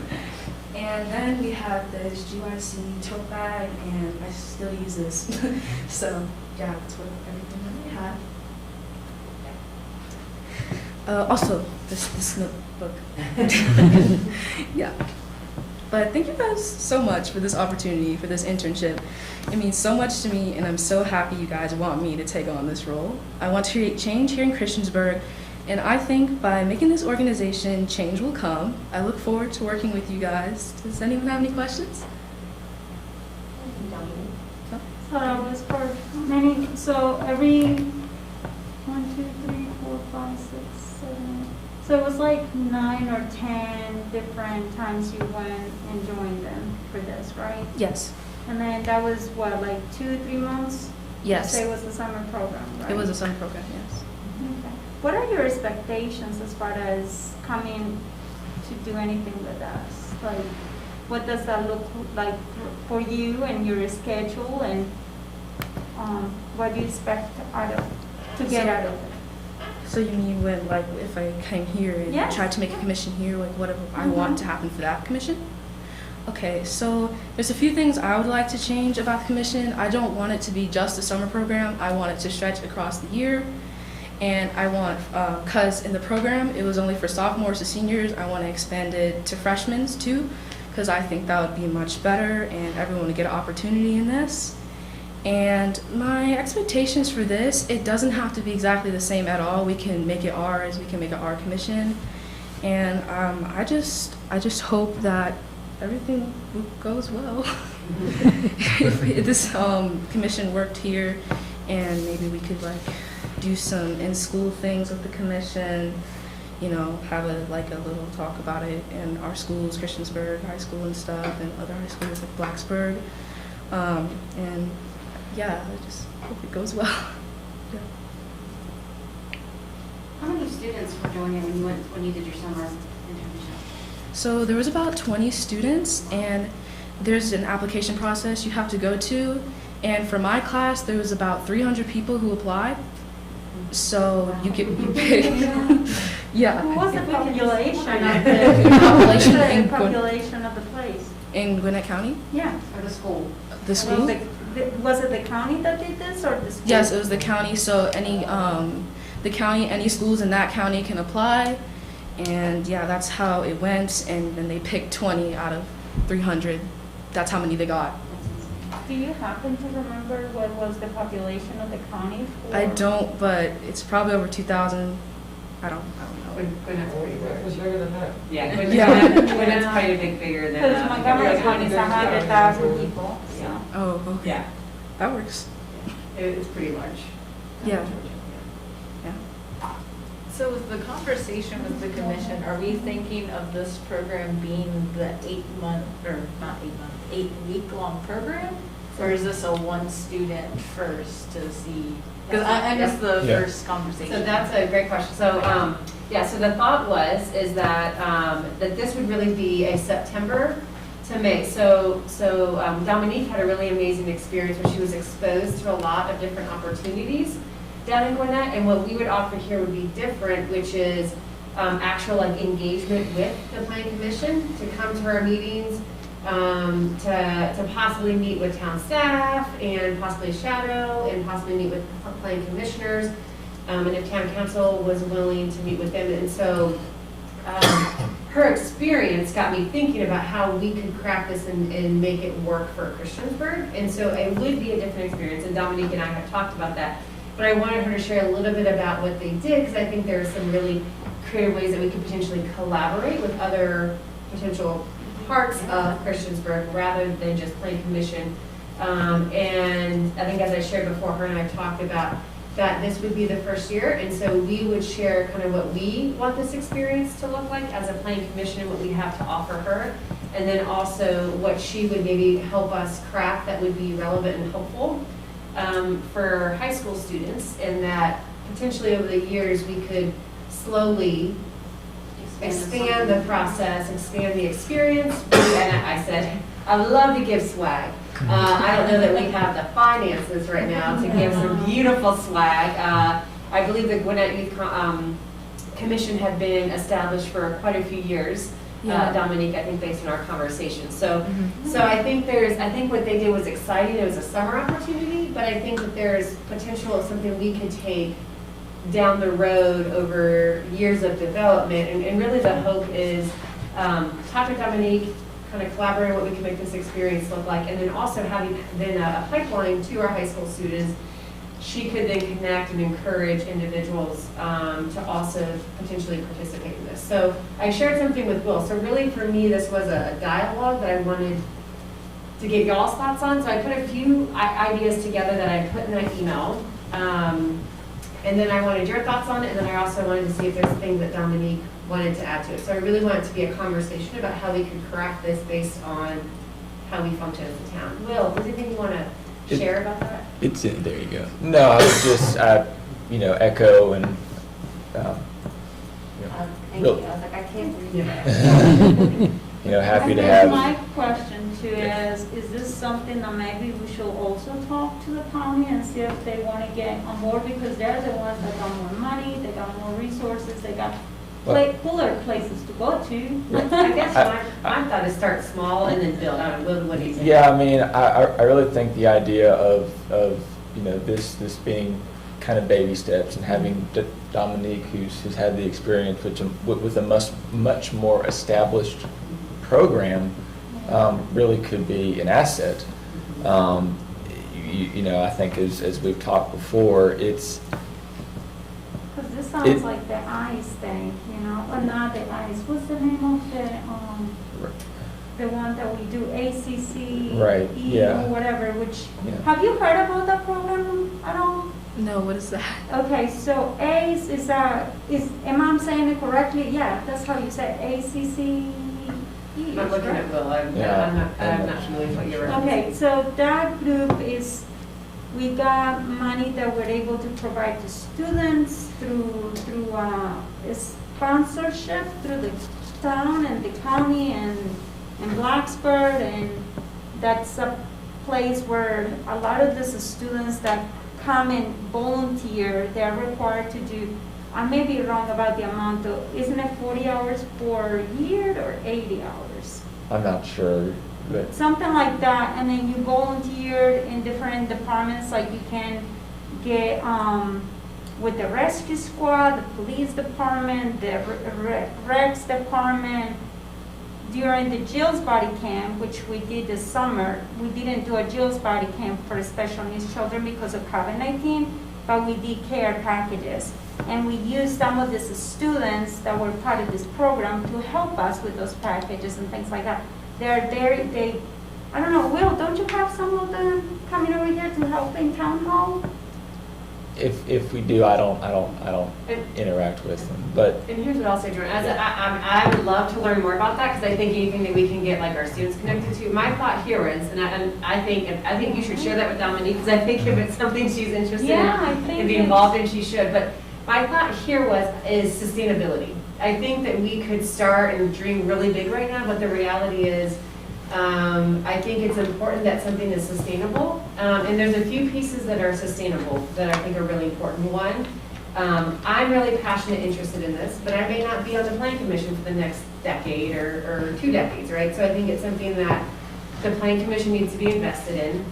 Another piece that's sustainable is it needs to align with what town is able to provide as far as like connections and meetings and support that way. And then the critical piece also is that it is, that students, in this case Dominique, has some input, and that it is something that is crafted that is appealing to students. Now, I think if we could build this over time, we could probably ask for some funding. I think it'd be great down the road if we collaborate with Montgomery County or even with Blacksburg. So I think there is potential for collaboration. But what I have learned over my years is if you start too big, then it can dissolve pretty quickly versus small steps. Will, do you have additional thoughts? No, and I think that's what, at least for the time being, that's what this isn't an internship. We don't have the ability to offer this as an internship, but really, again, starting small, I think we would be fine to offer this as more of a mentorship or a shadow experience where, if Dominique is willing to sort of be the first year test pilot on this. Yes.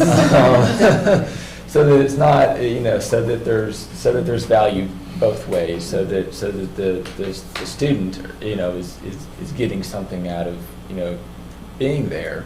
But it's not, we don't have the mechanism for this to be where they would be expected to do certain things or required to do staff functions. That's getting into a realm that doesn't exist for the Planning Commission. In my understanding, around the term internship, so at Virginia Tech, I'm allowed to pretty much call anything an internship that I want. Right. Whether there's pay or anything like that, but I think with the town, there's some important language that we need to work through, is that correct? Very much so. I mean, it can't be a paid or an unpaid internship, where they would be performing duties otherwise assigned and done by staff. But what we believe we can offer is, I mean, anybody can come to Planning Commission meetings, but I think if there's some type of, a set-up engagement, both with staff as well as with you all, and maybe with some of the elected officials as well, where the the, the student that's taking part in this sort of gets to see how, it's civics sort of in real life, Yeah. right? I mean, it's not like, that's It is. kind of what It this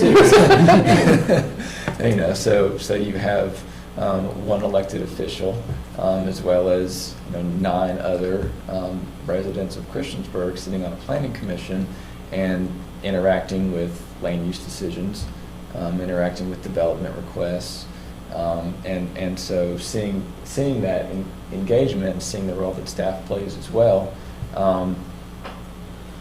Hopefully we all see the value in that, but I think the sort of fleshing out this mentorship program is about for you all deciding sort of how that can look so that it provides value to the person who's potentially in the future Yeah, people. I would say, I think that, whatever we decide, we can't have something like be the culmination of this, but, as a generation that, I was very civically engaged in high school, as you seem to be, a lot of people aren't, and so if we can pull back that curtain and really expose people that can then share that information with their peers, I think is really valuable, because a lot of times, the first time that someone interacts with us, they're 70 years old, and they're not quite sure what we can and can't help them with. And so if we could provide more avenues of understanding on how the town works, the history of things, she may even come to us and say, hey, I've been reviewing this, reviewing that, and like, I've got this idea, it's not to say anyone can come and speak to us. It could be one of those really nice comment situations to get a fresh, young set of eyes on something. I would love to have your information. And the name of the support, we actually give community support to this organization each year. We just did it just under the community support for the town as well. It's called ACCE, and you can also find more information through your counselor at the school to be able to get into the program and get the scholarship money. So there is ways out there through Christiansburg School where you can get this, because I know people that have gotten it, and people that I have worked with alongside that were the students at Christiansburg High School that have worked with us in different projects that we just have done over the summer too. So I think I'm so excited that you came and that you're willing to do this. So that's really cool. But yeah, I would love to see. You can shadow me. I will tell you any day. Yeah, I think it's awesome that a high school student, I have a son that's a junior at Christiansburg High School, that trying to get him to volunteer for anything is kind of, outside of football, is kind of tough. But I think that with his peers interacting with, obviously, town officials, and because what I preach in my house and what my wife preaches in our house is, we like to do a lot of public service and a lot of volunteer work, and I think this is awesome. I think this will be an excellent opportunity for you. I think it'll definitely help Christiansburg in the long run, for even when you're off and when you graduated and finish college and you have your career, that it can be a program that the town of Christiansburg can, you can say, hey, I was the pilot to this, and then we've actually built, you can come back 10 years from now and we can have something, more elaborate, and so I think it's awesome. So if we could, if everyone's agreeable to, if we could just kind of roll through the bullet points, and then if there's any suggestions or changes, and then what I'd like to do is sort of take this back to HR and to administration, make sure everybody is comfortable with this, and then, hopefully we can move forward. And Dominic, you are welcome to have a seat if you want, and then if people have questions, jump up, or you are welcome to stand. It's up to you. I'm going to sit down. Yeah. And so I shared this with Will today, and so I can also share it as well. But this is where I wanted to kind of have the conversation. So generally, like, what we want to name this experience. Do we want to stay with mentorship? A term often used in my field is practicum, where it's sort of that learning and also practice. I don't know if that's a term that's acceptable or not. So I yield to HR on any kind of language. So practicum meaning you're learning and also practicing what you're learning. So the purpose here would be to engage one or more high school students in local government to learn more about how town planning, development, and governance works. And so theoretically, this year we're starting with one, but if we have more students interested in the following years, then we would be open to that. The length of time I was going generally with the school year, so September to May. I think near the end, it can get a little busy for them. So I was trying to balance the a time for school to start and school to end and meet with us in between. So who are we aiming for? High school students interested in learning more about the planning commission and local government. So year one, as shared, would ideally, like if we're good to go, would start sometime here in October and go through May 2021. And it would entail many of the experiences I have outlined below, in addition to ideas from Dominique. So again, that as a pilot year, wanting her input in this, and so this is not the end all be all. But here are some ideas that I thought could work. I have been reached out to by town council. I'm trying to have a conversation with one of the town council members, because I know they are also interested, and they have done a similar experience, and so see if we can collaborate. But generally speaking, here's what I'm looking at. So regularly attend planning commission meetings. I think Dominique probably has already learned a lot just from this evening and listening to the public hearings. Regularly connect and meet with the planning commission lead for this experience. So I just thought that was we can change the terminology, but for this year, I'm happy to do that. I'm also open to a co-lead for this year. If there's someone else who would like to help and be a part of this engagement with Dominique this year. But in the future, whoever that lead is can change or it can be consistent, but really want to offer the opportunity that this is for anyone on the planning commission who wants to engage with our students this way. As available, attend subcommittee meetings. As long as he's willing, meet with the town planner and planning staff. Possibly shadow town staff, that would be based on their schedule, and then in this case also Dominique's schedule. Review planning commission bylaws. I think that's really important, how we function. I was also thinking about some of the books and fun stuff we've got at our planning commission trainings. And then review zoning ordinances. And then I think it's also important that this individual, in this case Dominique, attend at least 3 town council meetings over the course of the year. Given COVID, that could be online or in person, but then have an opportunity to kind of debrief and discuss those meetings. And then ideally in collaboration, if they're open to it, and you all too, I think it'd be great if she could meet with the mayor, any town council members and planning commissioners who are willing and able and have the time to meet with her. And then I wanted to hear your thoughts on maybe other things that we could add or any questions that you might have about some of the things I have listed. I think it's a great list. The only thing that's not on there, and it may be a pertinent topic if she's going to attend any subcommittee meeting, is to just flip through the comprehensive plan. Because that could be an opportunity to give some neat input, since it is rather outdated at this point. So the website to find more information about it. It's www.nr.edu/ACCE/, but here, I wrote it down for you. Other things that we should add, yes. So I My think thing will- one thing that I've used in my own line of work is post experience presentations. Yeah. So that'll be something that, the next participant can kind of use, review, look at their experience and just provide that. And it could be something that can be, just handed down from year to year. Other thoughts? So the ACE program that I was telling you about, so we can maybe hopefully talk to them. I think we can, because this is our way for them to get, probably for them to get more benefits. If we were to do this as a partnership, I think it would be great to look into. Do you mind, Jordan, if you email me that? I'm not opposed to collaborating with them. I think, again, though, I want to make sure that this works with town staff. I want to make sure that it's like sustainable and that we have a strong concept of what we want this to be before we begin having conversations of part of those. I have no problem, I think, I think that part of this is Dominique and future students will have access to us who have access to resources in the community. But I think that is something that maybe we can discuss later. Will we even?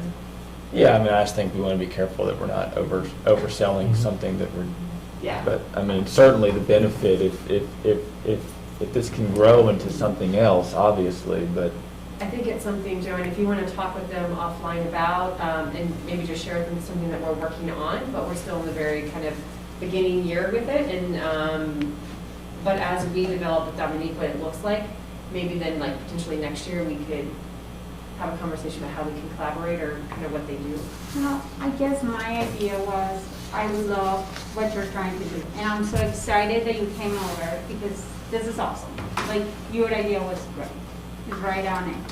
I think what my idea was, that there is already something in place, and that ACE, or these kids that are part of this program, that this program is already looking for things for these students to do.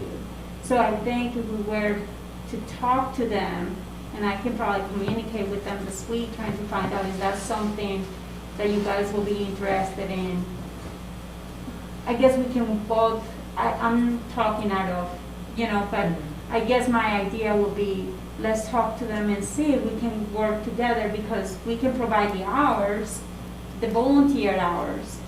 So in this case, let's per se, if she wanted to get a scholarship, she was able to get it if that was something that we can work with ACE to make it work. So it's a win-win situation for everybody.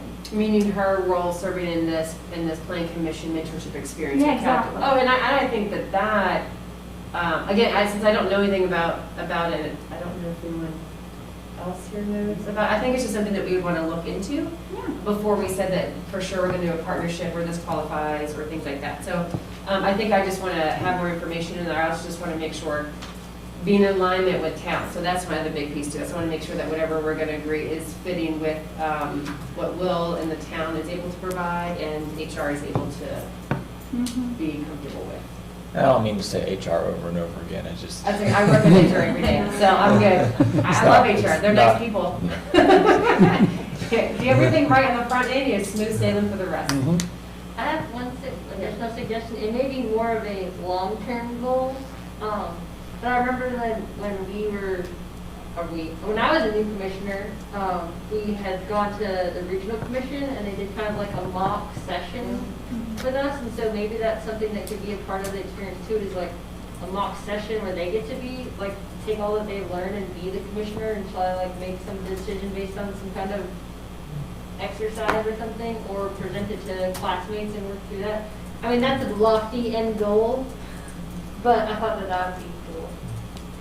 And I think that's, at least for now, that's some of the value that I think ideas like that the planning commission can provide to the participant in terms of engagement and interaction and feedback, that it's not simply just them sitting and watching. It's that engagement piece and that access piece, which really would make it different from getting an internship where they're asked to do a staff report. I mean, I think the presentation, I think giving them the opportunity at the end to come to a planning commission meeting and give a presentation if they would like to do that. I think it's just a matter of being careful that, as it currently would need to be, there wouldn't be any requirements, but they would certainly be invited to have that opportunity to be on the agenda and to give a presentation of what they learned and what they enjoyed and what they would suggest and something like that. Mark, did you have a thought you wanted to share? I wasn't sure. Well, I was thinking on the line of how like senior government courses over the years have always encouraged students to come for extra credit and come to local government events, and the ability for students to get volunteer time and volunteer credit for coming to these events. This is a perfect opportunity for her. And then in the springtime, when we're looking for 21, 22 mentors to come in, and we find a way to promote that at the school. So we have people who, whether they send a 500-word letter about why they want to be part of it or something, where we can pick and choose maybe the person for the next year. something along that line, so we keep it moving through allowing this, having the school help us with the promotion through a particular class, whether it's a senior government course or one of the sophomore, junior courses. So we're going to keep it moving forward, letting the schools help us. I like that, I like having school. So one experience I had in high school was they did have it was a mentorship, and they were very clear that it was not internships for the same reason. But there were mentorship opportunities where the students actually went out and found businesses that they, thought, oh, I want to be a pharmacist, and so they would shadow a pharmacist, or I want to know more about town business, and so they would shadow. So it was that mentorship shadowing opportunity, but it was, that one credit class or whatever it is in high school. So that could be one of the long-term goals of rolling it into getting the high school on board and having that collaborative experience with them. Dominique, while Commissioners also think there's anything they want to add, I wanted to see if there's anything that we haven't captured that you would like to see a part of this experience. Honestly, all the ideas that you guys have presented are like really good, and I don't have anything to add. But if I have any ideas, I'll text you, and then you can tell them. I'll text you my information so you can give it to them too. Fantastic. Yeah. Thank you, Dominique. Any other thoughts on this, or things, Will, that you would need to run this by town? No. Okay, and I have added a few things, so I can send you an updated if you would like. Let me ask, are there any concerns at all about moving forward with this experience and Will bringing it to the town? I do think at least for the time being, it would largely be sort of up to the planning commissioners probably to take the lead in terms of providing the, as it's kind of outlined here, and, I think having a lead commissioner should probably be you for. Which I'm happy to do. It was an idea that I had that was definitely sparked by having a conversation with Dominique, in addition to just having a desire to engage people, right? I just think it's so important that people understand that local government is absolutely critical. In many ways, I think more important than presidential elections and things like that. But this Impact yeah, directly. This is where you can make a lot of change. And I'm looking forward to joining, to hearing more about the ACE and seeing how, if like these hours, if that works for her to apply for that, and just kind of how they function, these hours can count towards that. But if in the future there are ways that we can more intentionally collaborate, if that's possible. And I definitely think that over the years we can expand this to incorporate more. I just don't want to bite off more than we can chew in the beginning to make it a meaningful experience for her and her future students. I also think that there is a lot of positive things that can come out as far as your resume, as far as how great it will be to have reference from people that have been in part of government. So I do know that I did write a letter of recommendation for one of the students that did a lot of stuff with me personally, and that not that helps, but that definitely helps get different scholarships and different things later on. So good for you. Well, thank you. If y'all have other things that you want to add, if you could just email me, and then I'll wait then to the end of the week if that's acceptable. How about y'all email me by Wednesday if there's anything that you want added to this, and that way I can get it to Will by the end of the week to share with town. All right, if there's nothing else, we'll move on to item 7 on the agenda for tonight. And Dominique, you are welcome to stay for the rest of the agenda. You are also welcome to head out if you also need to do so. So it is completely up to you. This is going to be the most exciting thing. This is why Mr. Neal's hanging around. He wants to see what we decide on item 7. Well, don't mess it up, yeah. So item 7, discussion on potential adoption of Planning Commission policy on virtual meeting attendance. Okay, so this has come up a couple different times, so I wanted just to provide you all with, as best I could, the information in terms of electronic meetings. So basically, meetings held through electronic communication means. So, and this really comes out of state code.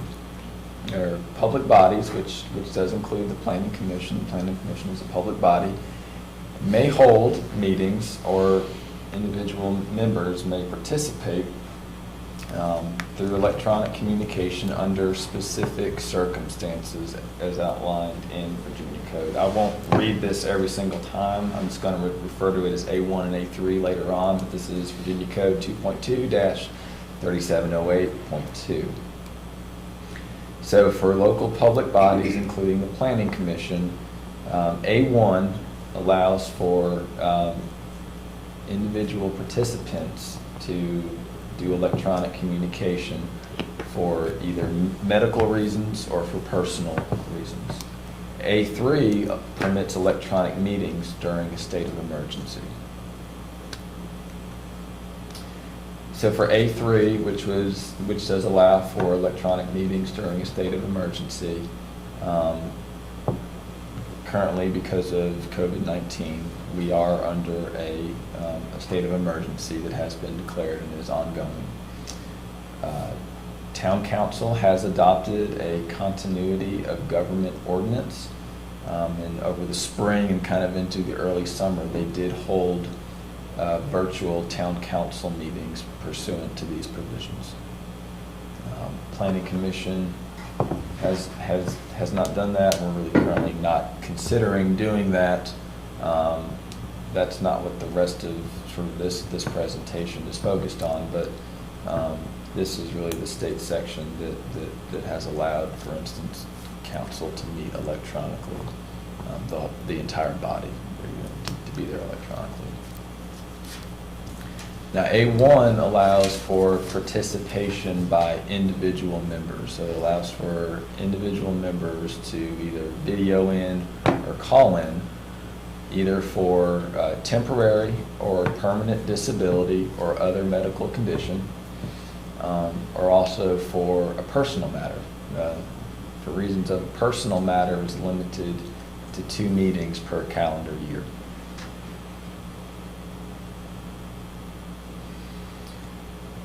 So under A1, which is temporary, permanent disability, or illness, or for personal reasons, you have to meet the following requirements. So number 1, you have to adopt a written policy, which would allow for and govern participation by electronic means, and also speaking to the approval process for participation. A quorum of members must still be physically present, so that's important. As Planning Commission, there's 10, you still have to have 6 here to allow for a member to participate virtually. Arrangements are provided for the member to be heard by everyone at the meeting. We do have that technological capability now with the addition of all the cameras. So that's really why we're talking about this at this point. Is technologically speaking, I believe we do have the ability, and I believe we had a council member that participated in a council meeting recently through this.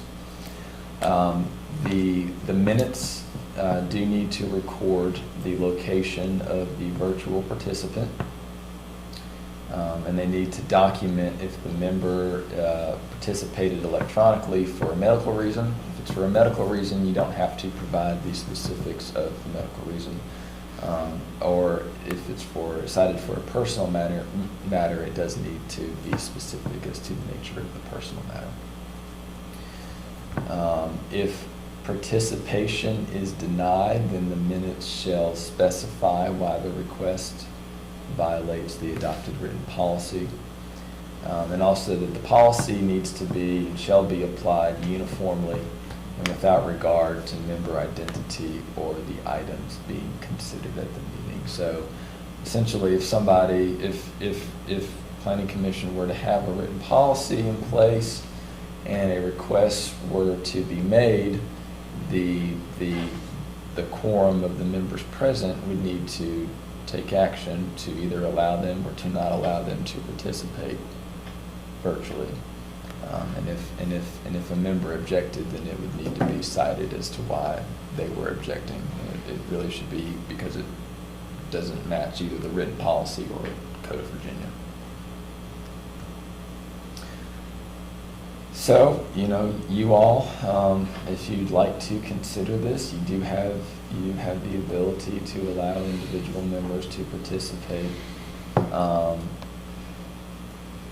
Required action, I would encourage everyone, I would prefer not to have an action taken tonight, but there's a draft electronic meeting policy which I've provided, which is very similar to the one that council passed.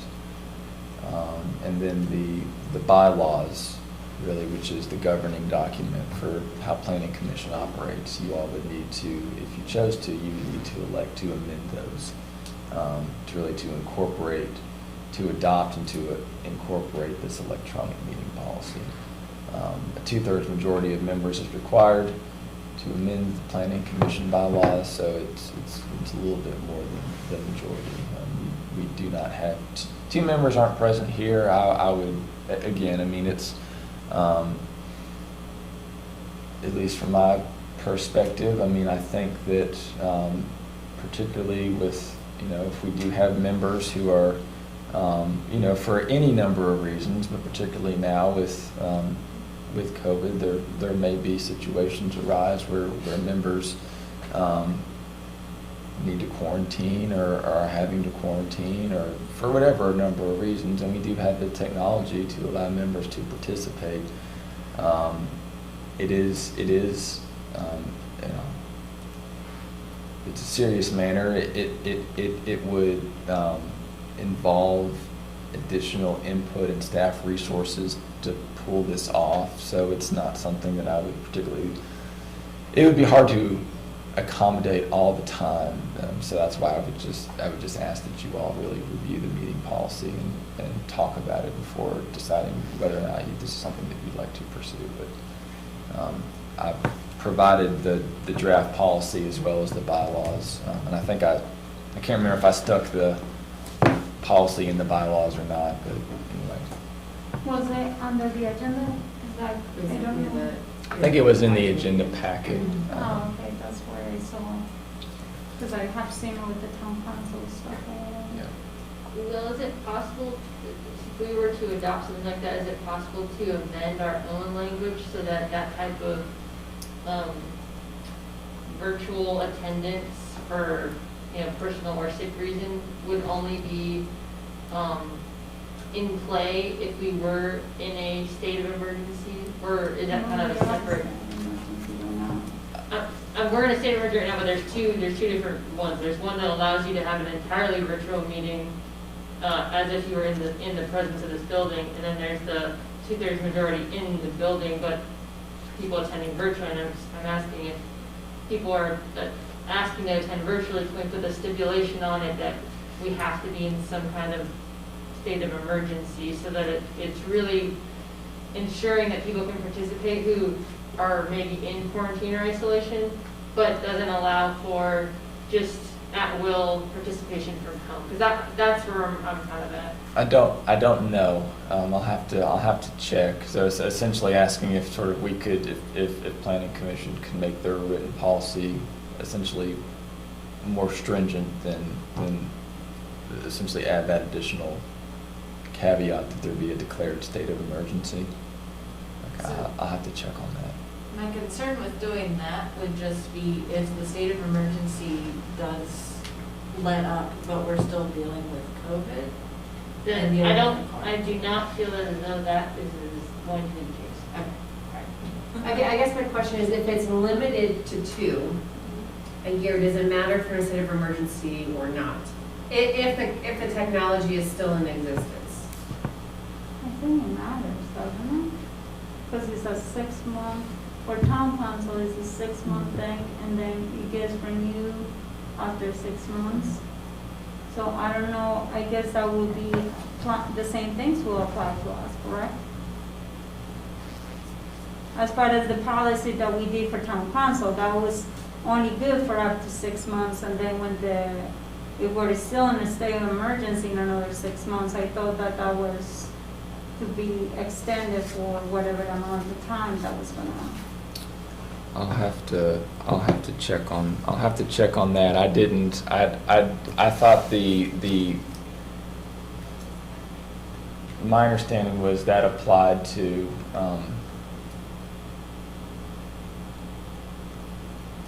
this one, which permits the entire body to meet essentially virtually. This allows for participants. It doesn't require a state of emergency. It just requires that the body have adopted a written policy that would allow for individual participants to essentially video into the meeting. I mean, I guess I'm open, because life happens non-COVID, that if for some reason someone has to take care of an elderly, like a loved one, a family emergency, but they still want to engage in the meeting. I like the idea of the limit of 2. Because I could see that if there's no limit, it could be taken advantage of too often. I guess I think life happens outside of COVID. And so if a planning commissioner wants to still engage in the process and the town is set up to handle it, right? Because I think if the technology abilities change for some reason for the town, finances, whatever, and they can no longer offer it, I personally don't have an issue that twice a year, if a planning commissioner takes a personal reason to zoom in, not during a Zoom emergency, because at some point I would love to be out of Zoom. I don't know, what do y'all, well, I guess, would you share I do your think that concern? this is serious for me as far as, I think, perfect example is what happened to us the other day. I mean, I have 4 children, and one of them just fell out of a place and busted his ear and all kinds of stuff. I ended up in the hospital the whole darn day, that week. And so, I was around coronavirus people like all over the place. Now, to me, especially during this time, it's a state of emergency. And I also don't feel confident, and I'm more than sure any of you will feel the same, that it will not be fair for you to go to a meeting and probably expose other people because you are not you don't, I mean, you want to go there. I mean, I love this meeting. To tell you the truth, I love planning commission. I really love what Well, you you should, did. we're a lot of fun. You know, but what I'm saying is I love this planning commission group, but at the same time, things happen. And I wouldn't, and even if I didn't want to or whatever, I still care for you all. And so I think that that's very important to have something like this in case something happens. Because I mean, that could have been somebody else's child, or that could have been somebody else's husband or whatever, things happen, and I just think that having a policy like this, it will help you, it will help all of us. I don't know if anybody over here abusing something like that, but. I see your point with it. Is it fair that maybe for staff to say, they have to give an hour, 2 hours, 3 hours, some kind of notice? They can't just like try to get on the meeting. Right. I would say a day, not an hour. I mean, I thought like 6 hours somewhere there, because if it's a true emergency, you might not I go. think that was in the morning, Yeah, until the day of.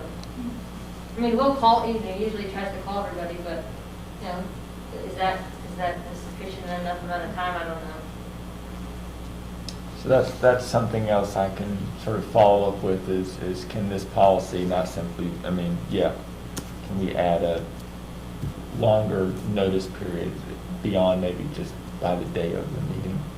How much time would y'all need to make it possible without adding too much of burdens to you? So like, is it that you need to know by like noon the day of a meeting and that's enough time? Or is by 2 o'clock, is that enough? I think that we should know like what's not a burden Sure. to town staff, but still can accommodate a life event that happens. I'll have to check with the smart people there. That you leave. Yeah. You like this so much, Will. Other things that would be helpful, so if we don't, since we don't, it sounds like we'll take unless anyone wants to. I'm perfectly open to hearing from other planning commissioners at the next meeting on this topic, and also give Will some time to do some research. Are there other things that would be helpful for you all to know, or do you feel like you have the information you need for us to discuss further and vote on at our next meeting? Well, I would like clarification, so with reading the two policies, so A3, it sounded like we are able to vote, but then A1, because a quorum is needed, and there was some language when we were discussing that last time, where commissioners could attend but not vote. Did I The virtual misunderstand person that? vote. So the virtual person, from my understanding, Yeah. can't vote, they can just participate. What's that? So a virtual person still cannot vote, correct?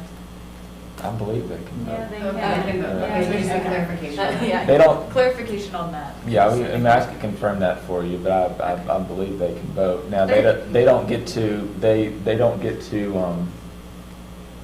Count towards the quorum. the members, right, they don't count towards the quorum, and it would be the members present who would decide whether or not to allow them, but then once they're admitted into the meeting, they can participate. Okay. Okay. But we'll definitely confirm. Anything else before we move on? Will, anything else you need from us? I don't think so. Okay, moving on to item number 8, other business. I have something, hopefully, if it doesn't rain on Thursday, we'll finally get to do the ribbon cutting ceremony for the new bridge that is at, kind of head of the Vigo Park, down kind of from the Aquatic Center, at 11 o'clock. So, all the good juju for no rain is we pushed it 3 times. That's awesome, that's exciting. That's very exciting. And we're also meeting at Friday at 7:30 in the morning via Zoom, if anyone wants to attend the bike and walkway meeting. I know that that there is a way to get money through the CARES Act for things like bathrooms and stuff like that, or like parks and things like that. And I know that's kind of part of Parks and Rec, which I am in, but I do think it would be really nice if I can have like people from Planning Commission support something like that too. Because I think town council members do like to hear from other departments and other committees as far as things that they would like to see in the community done, as far as not just planning, but I mean, that's part of planning. Mm-hmm. I consider, having bathrooms and other parks and things very important.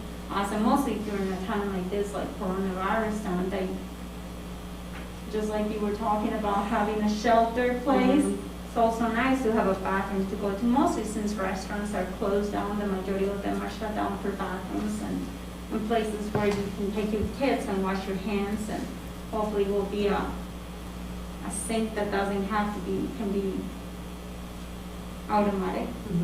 But I don't know, I guess I would really like to see if there is a way that you guys can support something like that, as far as maybe making a comment to town council and say, hey, it would be really nice to have bathrooms in the parks, Like People Park, it would be great to have a bathroom there, not just a porta potty, because I think they're so gross. The one at downtown park is even worse, so. But anyway, just a comment. I have one thing. Well, I know you mentioned it in a previous meeting as far as planning commissioner training. Have there ever been any discussions as far as like online training or? Not since the last time I checked, but I'll be happy to check again. Okay.